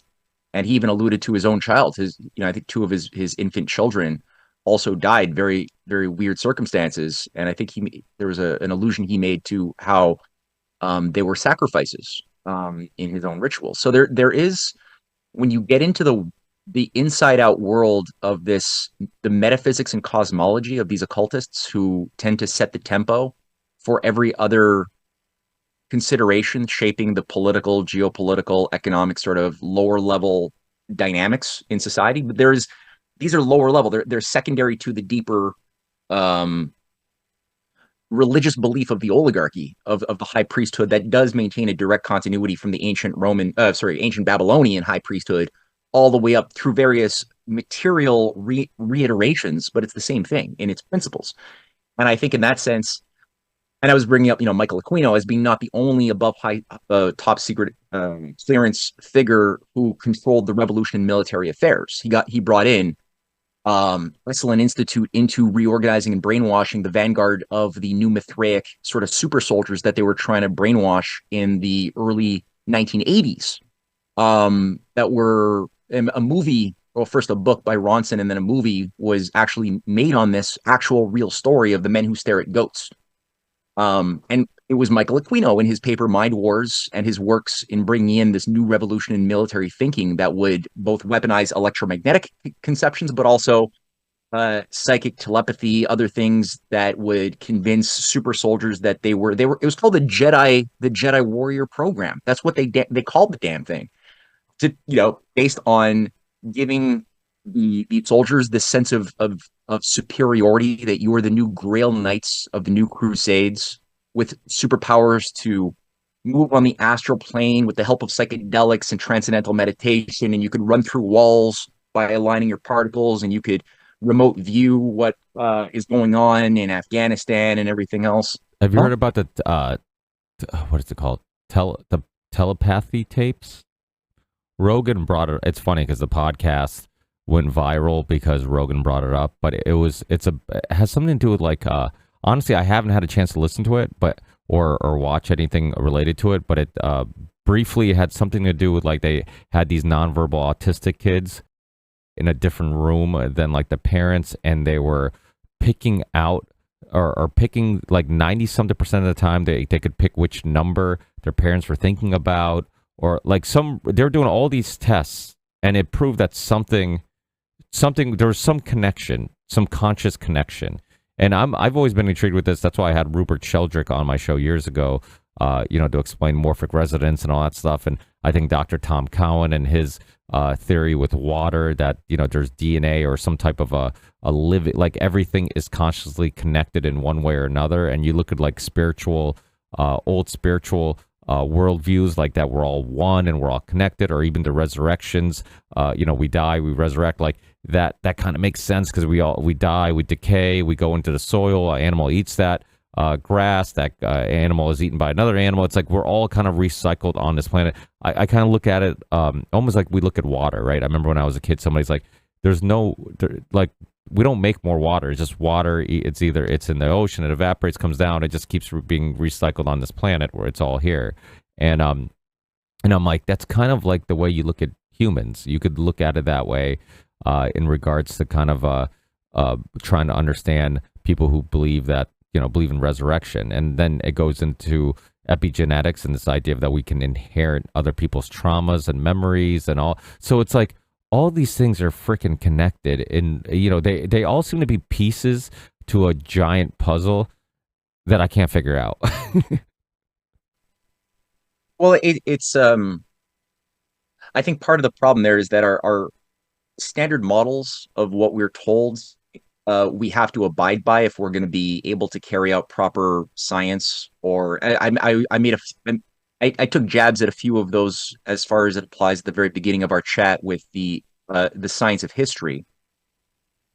This is that podcast if anybody's interested. I believe they also have like some videos or documentaries or something on their YouTube channel, but it's fascinating because it's basically undeniable that these tests were coming to these conclusions that there was some type of conscious connection between people, Yeah. So right. So like I guess because there's such a sterility in all of the standard models of climate science, quantum mechanics, physics, biology, medicine, economics. It's also rigid, sterile, and demanding of obedience to models that are so obviously wrong and not matching the evidence of what true science of health or anything in the universe is showing us, that there's a higher reality that these models are preventing us from even thinking about. So the thing there is, I guess, that the oligarchy, what they often do, like I was saying, is that they produce in the case of Christianity very rigid models, or Confucianism or Platonism, the very rigid models of the thing as a perverse, extreme crystallized structure that then creates a very foreseeable disgust by those who have their souls. They're not willing to sacrifice their souls for obedience. And then what the oligarchy does simultaneously is they control the reaction, the controlled opposition, knowing that a chunk of those people who are born into those rigid structures will want to rebel naturally because they're human. And then they control the subnets, that they're going to jump out of the big net into these subnets of Luciferianism and other things, to be what they think of as being it's like a binary control, right? And there's like subnets where they thought you were free of the big net, but you're actually in another net.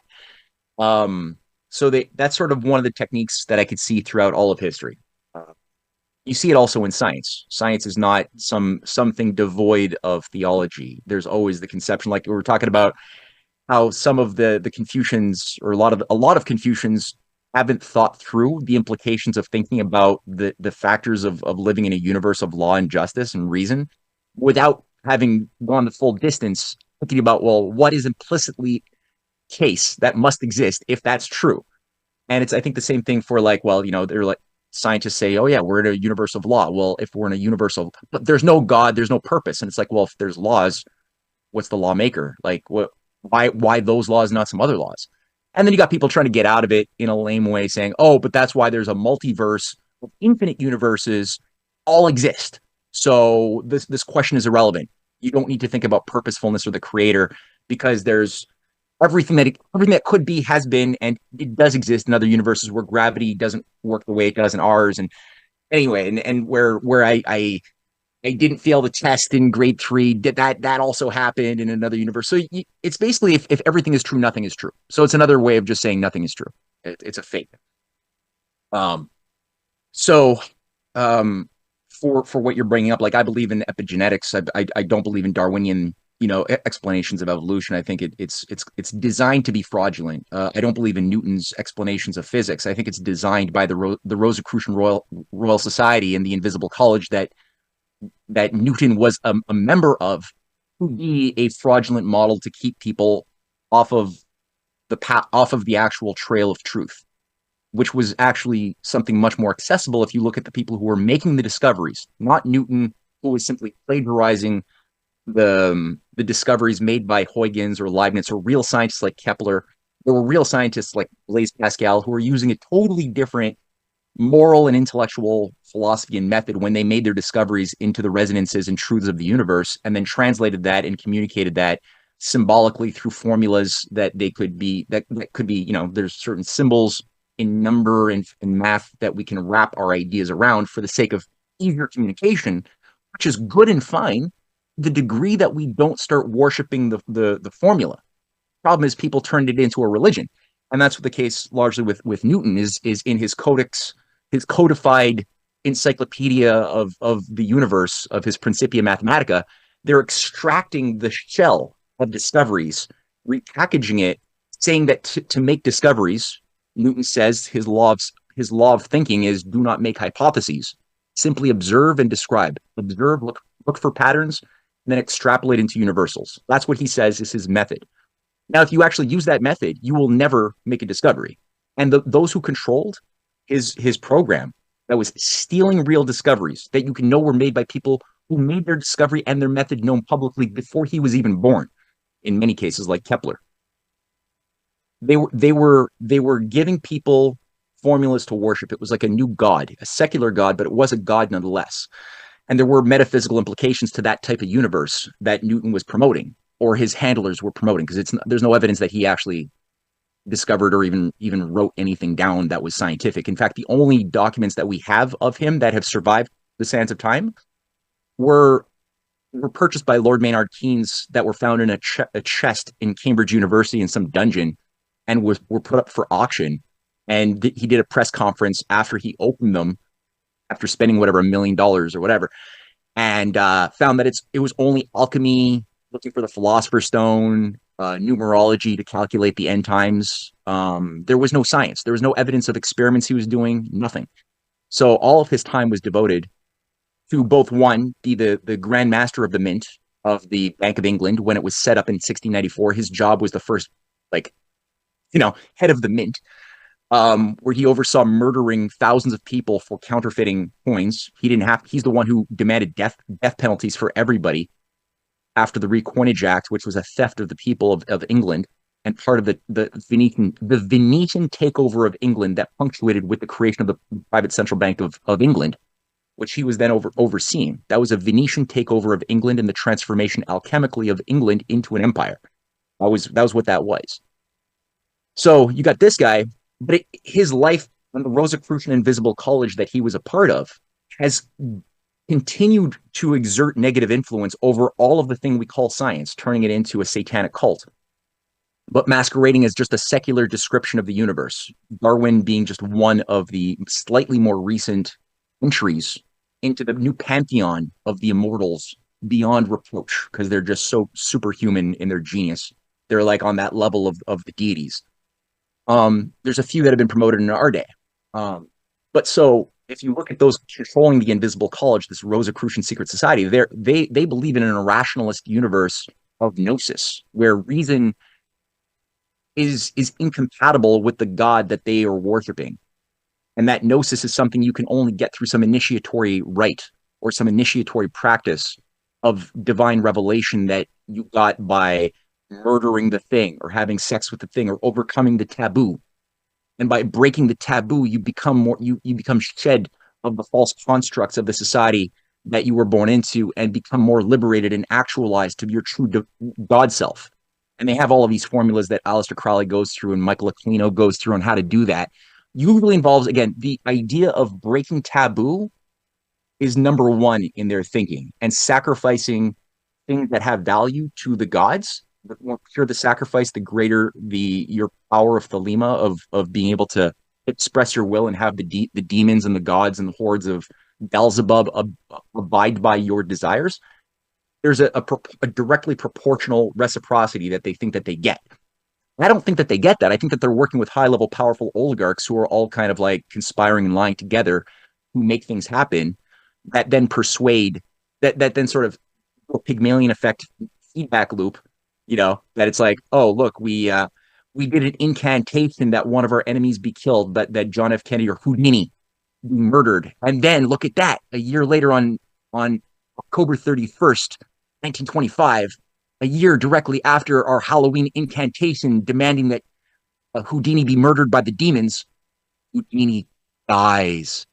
And then it becomes a confirmation for 99% of these occultists that they have power and that their combined, you know, prayer to the demons to execute vengeance on their enemy who was proving they were fraudulent, spellmasters. That's what Houdini was doing for the last like 6 years of his life. He was just proving all of these tricksters that were controlling the White House, that were bringing in seances and astrologers into Calvin Coolidge's White House, doing levitation exercises to the Congress, that were, advising Wall Street bankers and everything. It was all like a new Gnostic pseudo-Christian mystery cult revival, punctuated with the Great Depression, that was capitalizing on people's ignorance. And Houdini was doing a beautiful job disproving all of this and demonstrating to the world how these are all tricks, and you could discover how you're being tricked using your reason that God gave all of us to use as a gift to be cultivated. And so they killed him, right? And then it becomes, again, confirmation bias, or confirmation, like the very act of murdering him becomes confirmation that it was so what I'm seeing when I look at Aquino or those who he worked with at the Esalen Institute that generated the Stanford Research Institute and oversaw things like the Stargate project of the 1970s, and here I include some Aleister Crowley sub-brand like followers, closet maybe, but these were guys like Hal Puthoff, who was a seventh degree Scientologist, like went to the highest echelons of Scientology, along with Ingo Swann, another Scientologist. These L. Ron Hubbard operation is Crowley. That's the OTO. That's the Ordo Templi Orientis. That's what Jack Parsons and Hubbard were doing with invoking the Babylon working rituals to bring in the Antichrist. Both of them saw themselves as the heirs of Crowley, as did Michael Aquino, who saw himself as the reincarnation of Crowley. All of them were creating cults and subcults.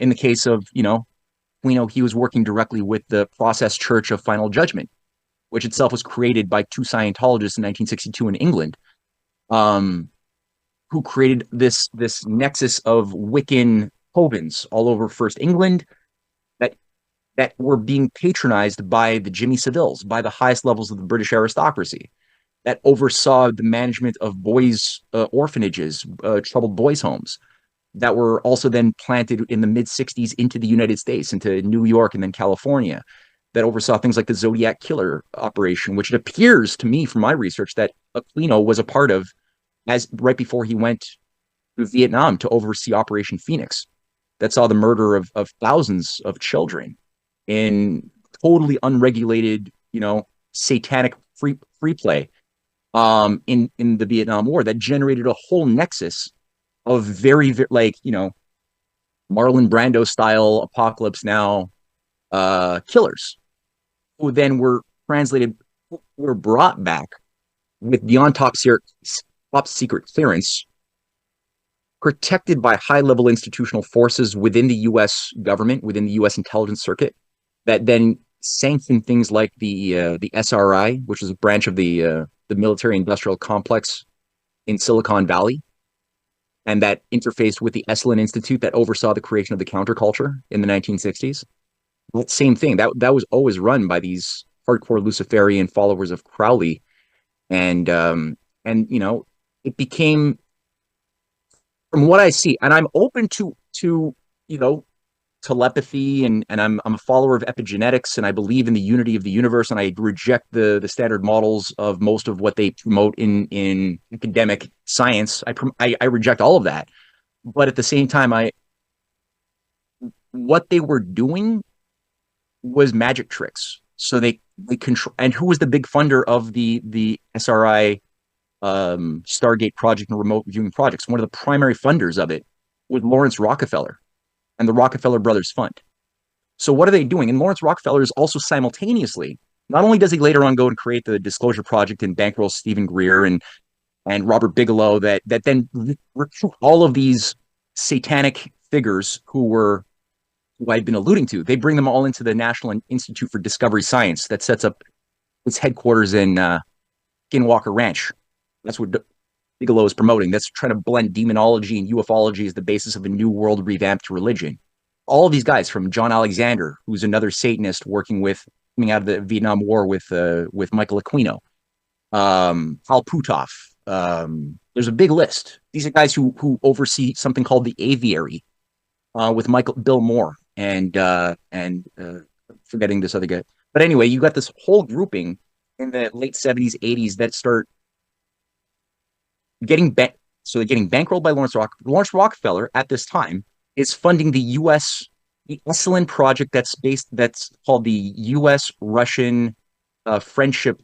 Forget the name of it, but it's basically a 20-year long project that brings in Boris Yeltsin to Esalen to take part in psychedelic experiences and group sex and other things with some of the occult faction of the KGB that then oversees the controlled disintegration of the Soviet Union from within. That's part of what they're doing in building up this already existent satanic movement in Russia that has Aleister Crowley followers, Madame Blavatsky followers baked into the Russian intelligentsia. It was already there. It was building itself up, and they were interfacing with that part of it and co-creating parallel scientific organizations in California and in Moscow that would carry out remote viewing testing. But everybody assigned to manage these tests and the outcomes were all part of the Lawrence Rockefeller machinery. So it was very easy for them to create the magic trick of simply having statistically prevalent outcomes that generated that this person could see a triangle. This person saw in Moscow what the room looked like in California. It was very easy to do that. That then became these officially mandated military documents that were used by Michael Aquino to justify the new Pentagon official revamping of the U.S. military that became the training camps of the men who stare at goats. It then officially were given government backing to the scientific, discuss proofs that were all based on statistics that were very easy to manipulate of paranormal, operations and remote viewing and other things. Then that became the vanguard of the new occult takeover of the U.S. military that Michael Aquino himself in 2004 took responsibility for and pride in saying that his students became the leading figures making the decisions for Desert Storm, the destruction of Saddam Hussein and in Iraq for the first time. And then also you saw several of these key people. Jeff Steinberg, an EIR researcher, did some really good work on this on the spoonbenders, followers of that spoon-bending guy. What's his name? Yeah, I'm having a brain. Uri Geller. Uri Geller. He was just a fraud. Johnny Carson proved that he was a fraud when Johnny Carson was doing magic tricks and brought in Uri Geller, who believed he was the Messiah, just like Newton. He actually believed he literally had a Messiah complex. He believed even though he knew he was lying when he was doing his various magic tricks, he knew he was lying, but he believed in the propaganda for some reason, which is what a lot of these guys tend to do, which is weird. Johnny Carson tricks him and he invites him to do some of his tricks for a live audience. But Johnny Carson says, instead of us bringing in your spoons and your cups, we'll just bring in our own. So he brought in all of the same things, but these ones were made by Johnny Carson or set up by Johnny Carson as normal cups and spoons. And the guy was like, no, I don't feel the force within me right now. I don't want to do it. But he has like a temper tantrum on live air, which is funny. But all that to say, he was the guy who spearheaded the Hal Puthoff remote viewing operations and the paranormal activity that was being funded by Lawrence Rockefeller that then becomes the basis of what the Scientologists are doing with these hardcore Temple of Satanists to revolutionize the revolution of military affairs. And at the same time, they are these same players like John Alexander and Bill Moore and others. They're popularizing things like the Philadelphia experiment, the Roswell case, their Majestic 12 documents. All of this stuff is being leaked out by these same guys and turned into books. Whitley Strieber, is brought into their group. Whitley Strieber, who went through the process church conditioning process when he was young and lost like 2 months of his life, who seems to have been a victim of these satanic operations. He himself described it in weird ways, but then he becomes like one of these Stephen King like figures who fuses together horror and demonology and ufology in his fiction books and nonfiction books, and he's always being sponsored by these exact same groups that then set up shop at Skinwalker Ranch, and they're building an image of themselves and what they want people to think of that is not that different in my mind from what W.T. Steed, another pedophile, was doing in the 19th century. W.T. Steed was caught trying to purchase a 12-year-old girl and was part of these upper level child sex rings. And he was overseeing the Borderlands Journal as well as the Pall Mall Gazette with Lord Milner and all of these guys. And he was promoting ghost stories, horror stories, H.G. Wells as well, which becomes the basis of the UFO, unite the world together to protect ourselves from a UFO invasion program. That's H.G. Wells that they're following. It's not just H.G. Wells as a Fabian leader who is writing the New World Order and the open conspiracy that becomes the blueprint for the empire. His fiction books are also part of the blueprint on how they're going to creatively manage social warfare that will bring people to unite around some common threat of alien beings. But it's always tied into ghost stories, demons, Satanism. A lot of these people are directly tied to the Order of the Golden Dawn of Crowley, like Conan Doyle, Bram Stoker, a lot of the pioneers of modern horror stories, like Sir Edward Bulwer Lytton, who's writing The Haunters and the Haunting back in the 1850s, 60s. They're doing both at the same time, and they're all part of the same inner esoteric core that use magic tricks to convince people to give up their powers of reason in favor of a superstitious worldview. And I would say for the AI UFO demonology synthesis that they've had all three as separate containers, and they've been working now to nudge them to Jacques Vallée was a leading figure of the aviary and the remote viewing project, right? Jacques Vallée was the first person with his teacher, who was Galen Hynek. Galen Hynek was a self-identified Rosicrucian who ran the Invisible College. He actually created an Invisible College, which Jacques Vallée talks about having been recruited into when he was working for the Pentagon, helping to develop ARPANET, like the modern internet. He was doing that with Jacques Vallée, with Hynek, as part of a self-identified Rosicrucian Invisible College. He talks about that. I cited in my documentary. And then this guy becomes the pioneer of the interdimensional alien hypothesis in the Passport to Magonia, the book he writes in 1969 that's endorsed by Hynek. They both become the part of the Stanford research team. They both become speakers at the UN, advocating creating a one world government control for UFO contact and UFO databases that could help us prepare for the Great Disclosure. Both of them do that. He gives a speech at the UN in 1979. You could read it online. These are the guys that were brought into trust, that people like Joe Rogan and others who have been amplified to become like influential. I don't think he's a bad person, but I'm just saying there's a certain aspect of his way of thinking that has resulted in him being very useful at helping to usher in this new cultural reset and bringing in people like Jacques Vallée as great heroes, truth seekers. But if I actually look at who they are, what they did, and what they were a part of, I see that they're the exact same satanic thing that's been trying to use magic tricks to bring society into a total, new fake religion for well over a century. And for the AI thing, like people need to look at Homer's Odyssey and Iliad, because I mean, what Homer is doing is not just providing entertaining literature as far as the war against the Trojan War and other sub stories along the way. It is entertaining, but that's not really what's making him so powerful.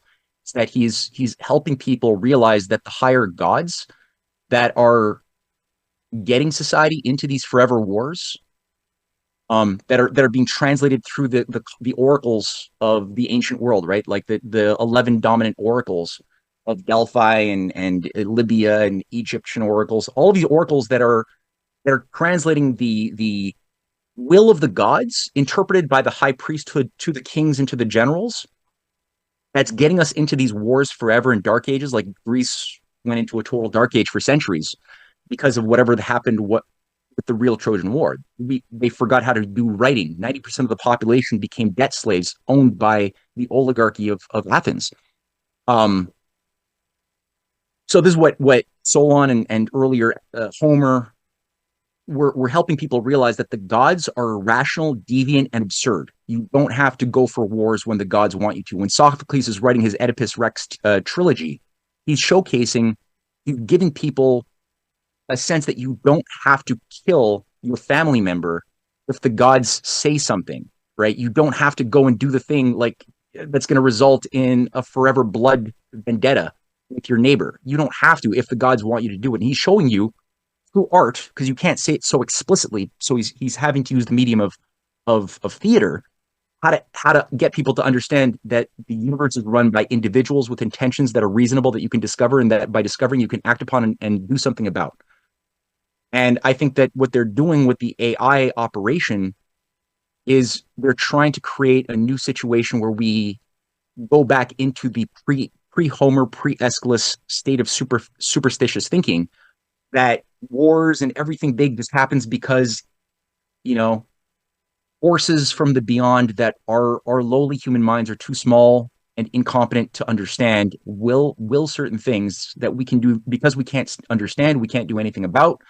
And I think it only benefits the oligarchs who are controlling the levers of whatever that thing called AI is, or the CGI that's going to be presented through Bluebeam and other things that's going to showcase what the aliens are, what they want, or release the private documents through whistleblowers that are probably vetted, like Rush or others, by intelligence services to be the accepted conduits of information. So they control the means and our means of understanding what to make of that information that will usher us into an age where the oligarchy will no longer be held accountable for what they do, which is, I think, what they want. It's the self-thinking AI, and it's the UFOs that are interfacing from other dimensions with elite priests of the human order that have special knowledge that we can't possibly access.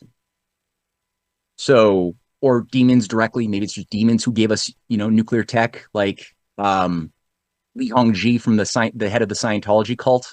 Not Falun Gong. Li Hongji says, all of our modern technology and nuclear energy and everything came from aliens who wanted to, eat our bodily fluids and have us destroy ourselves. That's what Tucker Carlson is also promoting, by the way, is that nuclear power came from communications with demonic evil forces from beyond. He just gave a segment like last month going through his theory of this. So again, UFO demonology, AI demons, all being fused into one package. Very easy control mechanism in my mind. And yeah, that's how I see it. It's a magic trick. So you think obviously much of this is our psyops for the greater goal that they're trying to for the end game, right? Of eventually control using all these like you said, magic tricks to try to confuse us and then eventually control us. So you don't have in regards to the possibilities of like parallel civilizations, ancient civilizations, old technology.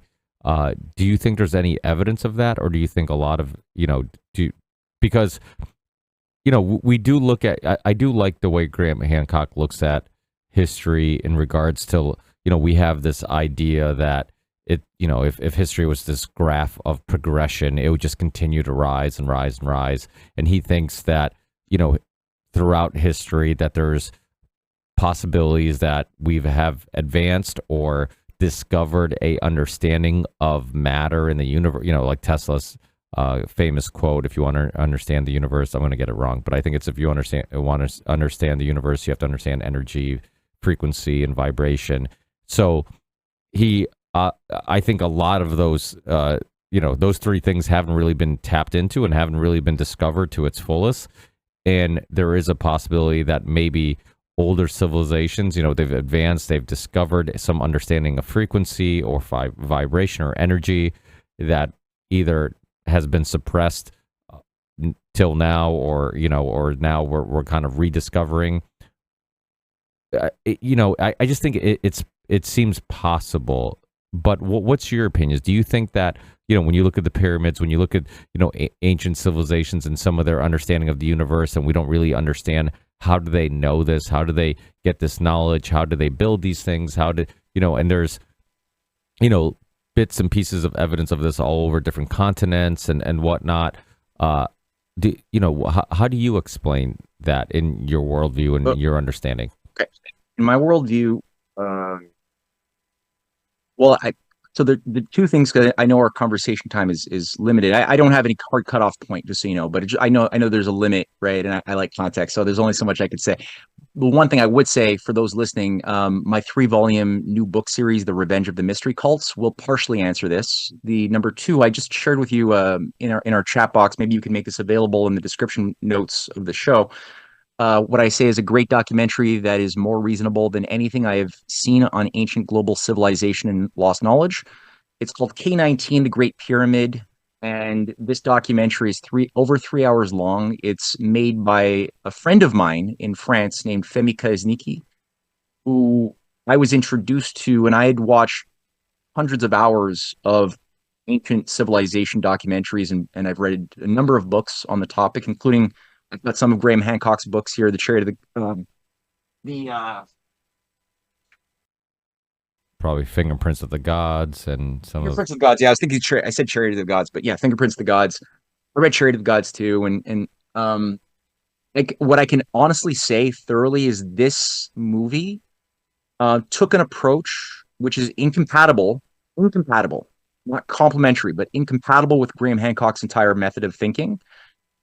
But I think goes beyond it and satisfies me in ways that accommodate my sense of reason, that unify holistically a variety of questions pertaining to evidence that falls far outside of the standard model of archaeology that's promoted in schools and universities, which deals with the proof of a transoceanic maritime civilization stretching from Egypt, North Africa, the Americas, India, that would have been in intercommunication previous to the even the great the big melt ushering in the last ice age.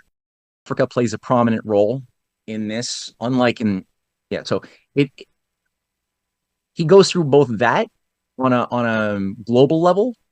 Culturally, he explains it in a very nice way, philosophically, that satisfies my reason. Also, scientifically, he looks at the technologies and scientific knowledge of the golden section. He goes through how it would have been discovered using reason every step of the way, how the mind would have looked at only the heavens and basic variables available to society living 8, 9, 10,000 years ago, and would have come up with concepts that probably existed that even. He doesn't say the exact time, but that involved the understanding of where the metric system comes from, the foot, like why those distances would have been developed and were known in the construction of the Great Pyramid of Egypt, the golden section, how that would have been also discovered utilizing certain very basic ponderable states, including water droplets on flat surface, have a certain average Gaussian curve. When you look at the place, let's say 300 water droplets, you'll find that many of them are different sizes, but they all are shaped by a Gaussian average, and that normal is a centimeter, and that the centimeter then becomes the basis of the meter, and the meter onward, right? Also, again, the types of technology that would have been available to melt marble, to process concrete structures, like early concrete formulas that do seem to pass the test as being what would have helped pour the pyramids, utilizing there's a lot of evidence he's bringing. And that would have also accompanied other things that don't require laser beams. It doesn't require Atlantean or Hyperborean technologies passed down through, fourth root race pre-seedings of our civilization or galactic beings. It doesn't require that. Um, but it is something I would encourage people to check out and just compare it to the method and considerations that Graham Hancock is pushing, which I think is theosophical. So I'm noticing I've watched Graham Hancock's series on Netflix, I've read his stuff. I've also read a lot of Madame Blavatsky, Charles Leadbeater, the pedophile leader of the Theosophists with Annie Besant, who had this whole pedophile ring when they were trying to create their new ascended master or the great teacher, Krishnamurti, who was clearly a child victim of mass pedophilia by these high priests of the new world religion that Leadbeater was a part of as a former Anglican creep. But you look at their cosmology of the root races, the giants of the earliest of the fourth root race that we're at the end of right now, or the fifth root race that seeded the fifth root race, and we're sort of pressing on the sixth root race that apparently is going to be something that will generate a transhumanist superhuman species that will involve the extermination of the unfit who are not able to make the shift. So a lot of what Graham Hancock is putting forth as an ancient cosmology is something I see directly in what I recognize in my readings of Leadbeater, Alice Bailey, Besant, and Blavatsky and her secret doctrine. It's the same cosmology, but being retooled a little bit for a modern psyche. But I see that as part of a broader incantation or invocation of something dark. Yeah, I do. I can see that. I definitely can see that. And all the weird links to, satanic groups and thinkers, that is concerning. I do think that our understanding of the universe is limited. I think that it's either been suppressed or it's been discovered at some point, and then it's going to take some rediscovery. There's been, throughout, many years, there's been people who have rethought science, have kind of pushed back against modern science and modern thinking, in regards to like 0 point energy. There's been success stories, and of course they all have tragic endings. They all have, mysterious deaths and whatnot. Frequencies, for example, you would hear stories of how everything in your body, everything on this planet has a frequency. If you can basically use there's that frequency cancer machine where they would find the frequency of the cancer cells. It would kill Royal Rife. Yes, the Rife, the Rife machine or whatever it was called, the Rife treatment, and so it's like there's all these little tidbits that kind of make you think, okay, maybe there is some truth to the fact that there's a understanding of the universe that's limited. When you look at outside of computing, like we haven't advanced that much in regards to kind of discovering how things work or our understanding of time and frequency and space and vibration and all these things. And there's been plenty of experiments like I mentioned before, Rupert Sheldrake and others, who kind of all they do is kind of make you think like there's more than meets the eye. There's more to this planet, and our understanding of the way things work is much limited. The placebo effect, all these things like that. Just there's not a true explanation on or a understanding on exactly how it works, but we know it exists. We know it works, and so it just kind of keeps sparking interest in. Was there and when we talked a lot about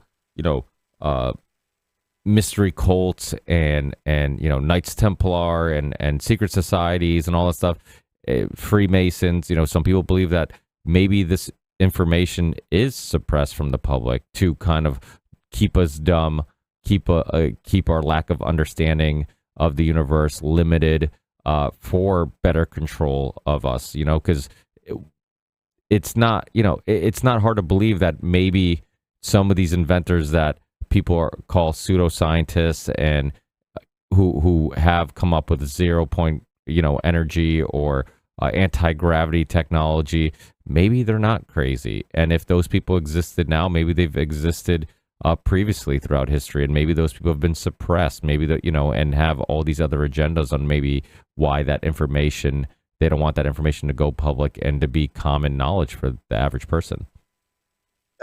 I'm good friends with Dr. Michael Claridge, and I've hosted him in several symposiums that he's given that I've moderated for the Electric Universe. And he's the guy who oversees the lead scientist of the Sapphire Project and a big leader within the Electric Universe community. A really good guy. And I'm very much an adherent of a lot of, not all, but a lot of the content and the way of thinking about the universe as a living, electrically driven universe interfaced by harmonics, um, electromagnetic fields that shape the behavior and the growth of all organisms from single cells to embryos, blastomeres, and as the mitosis process grows into organisms that have a purpose within a broader whole, and that each whole is a part of a bigger whole, that is primarily interfaced or materially by resonances. Although there's a higher metaphysical supramaterial component to things as well that infuse purposefulness and into the material aspect of things, of which electromagnetism, I see that energy field is a material still. It's a branch of material. I don't see it as itself spirit per se. I see that as a sub branch. But so and I also wrote a book called Science Unshackled: Restoring Causality to a World in Chaos. So there definitely is, like, what you're saying is totally true. There's this whole world, this whole universe of the unknown that we've barely scratched the surface of. I think with the oligarchy, though, their technique has been to, on the one hand, destroy wonder. They need to crush that childlike sense of wonder and awe of the unknown beauty that you kind of intimate in your soul is beautiful and good and amazing. And you kind of get sense of it when you look at a beautiful flower or a sunset or the night sky. It's beautiful. It's like, it's transcendental of a feeling that it invokes, of something beautiful and infinite, right? But that you must have a quality inside of you because you're resonating to it. So even though we're finite beings, time and space wise, the fact that we have this resonance to beauty, and high magnitude of the transcendental means that there must be beauty and transcendental within us already, that's recognizing and being moved by the thing outside of us. That inner outer combo is I think something that, when I've read the writings of whether it's a Johannes Kepler or a Max Planck who's making revolutions in the realm of the quantum, or Max Planck, Kepler, Planck is following Kepler. They're separated by 200 or 350 years of distance time wise, but they're drawing from the exact same well. Max Planck is shaping his methods by reading Kepler's Harmonies of the World and New Astronomy. Kepler is opening up the door to quantum mechanics in 1609 when he's writing on the six-sided snowflake and what must be the fabric of physical space-time such that water freezes in the form of these six-fold geometries, each one being different and unique, but always being constant by having the six-sided shape, right, of hexagonalism. And he's like giving all of these resources, looking at where it occurs in honeycombs, in pomegranates, in close packing of geometries, of he's exploring the Platonic solids, as is Da Vinci, who he is reading and citing as a resource that's inspiring Kepler. Da Vinci, who came before it, also worked through these ideas, generating the hypothesis of the unification of the micro universe and the macro universe that must have some characteristic of knowability, especially through the golden section, with human beings and God, that unites us in a constant forever process of discovery and resonance and tuning as a species that can be seen as an instrument. And Max Planck, who's a musical performer, right? Max Planck is talking about how, when asked, he's able to make these discoveries that nobody else is able to make into the quantum realm. He's describing it's Mozart. He's like saying every time he lacks inspiration or can't intellectually solve a problem mathematically, he stops and he goes to play the piano, and he's a concert pianist. and he's often playing with other scientists. Einstein is playing the violin with Planck and others, and that's a much more common practice in those days of the unification of beauty and science that help tune us to the universe, to God's will and God's mind. And the outcome is revolutionary discoveries. Whenever we lose that cultural dynamic that you see also in Confucius's considerations of the unification of reason and music, he sees music as very important to the development of morals and of mind, as does Plato. And Plato has dialogues going through his thoughts on this.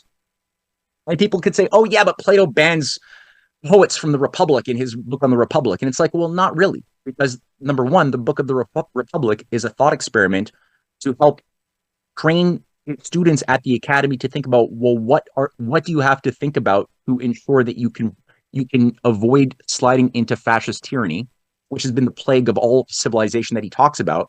So where are the Trojan horses that he's embedding into the dialogue that is resulting in these good goals of looking for justice in a society? How does it go wrong where we're killing babies and managing society like a dictatorship? How does that, where did we misstep is one of the challenges. He's taking you into the sausage factory. He's taking you into what was already being done before Plato was writing the Republic. There was already this structure of techniques in play, and he's taking people into the sausage factory to see how the sausages are made, or the hot dog factory. And on the other hand, he's actually challenging his readers to say, he literally says, if there are holes in our logic, we challenge future readers who prove us wrong to allow the poets back into the Republic. So he's giving his students, a challenge to look where are the problems in the logic. But he's going through in the Phalebus dialogue on how to judge good and evil. What is our standard? Is it pleasure? Is it pain? Is it utility? Is it something else? Harmony, music, beauty play a very big role in those conceptions that also go into conceptualizing how do you formulate laws? How do you formulate cultural policy that's going to create a society of true philosophers who can govern themselves and thus recognize what a good or a bad law is and participate in that society? He's going through all of these things without being didactic about it, because by not telling you, like that's what I'm doing now. I'm being didactic. I'm just being literal. That's not what these guys do. I'm doing a lower order of communication, but it's useful for this type of platform, right? But they're being artistic, they're being playful, they're using ambiguity in a controlled way to try to encourage your mind to resolve the paradoxes that they're placing there, and they're doing it with the intention of overthrowing the oligarchy. So as far as today, like the oligarchy, I know they're afraid of this cultural tradition that has given rise to every burst of progress that the oligarchy has tried to undo. That's brought us to a better way. And if they can't destroy the discoveries, what they try to do is co-opt them and then retool them and infuse their reasons of how the discovery was made, whether it's apples falling on your head or like, there's a variety of stories they can craft around the person who discovered something. Or inversely, they will often create. So once they create a constricting static school of thought of science, knowing that there will be rebels who will eventually break free, then they also create the mystical orders of superstitious sort of movements that will capture them into the spiritualist thing, becoming convinced that science comes from communicating with demons from the beyond, and you can do that through going to an oracle or a medium or a Ouija board or whatever, like back in the 19th century, or in our day and age, there's newer ways of doing that.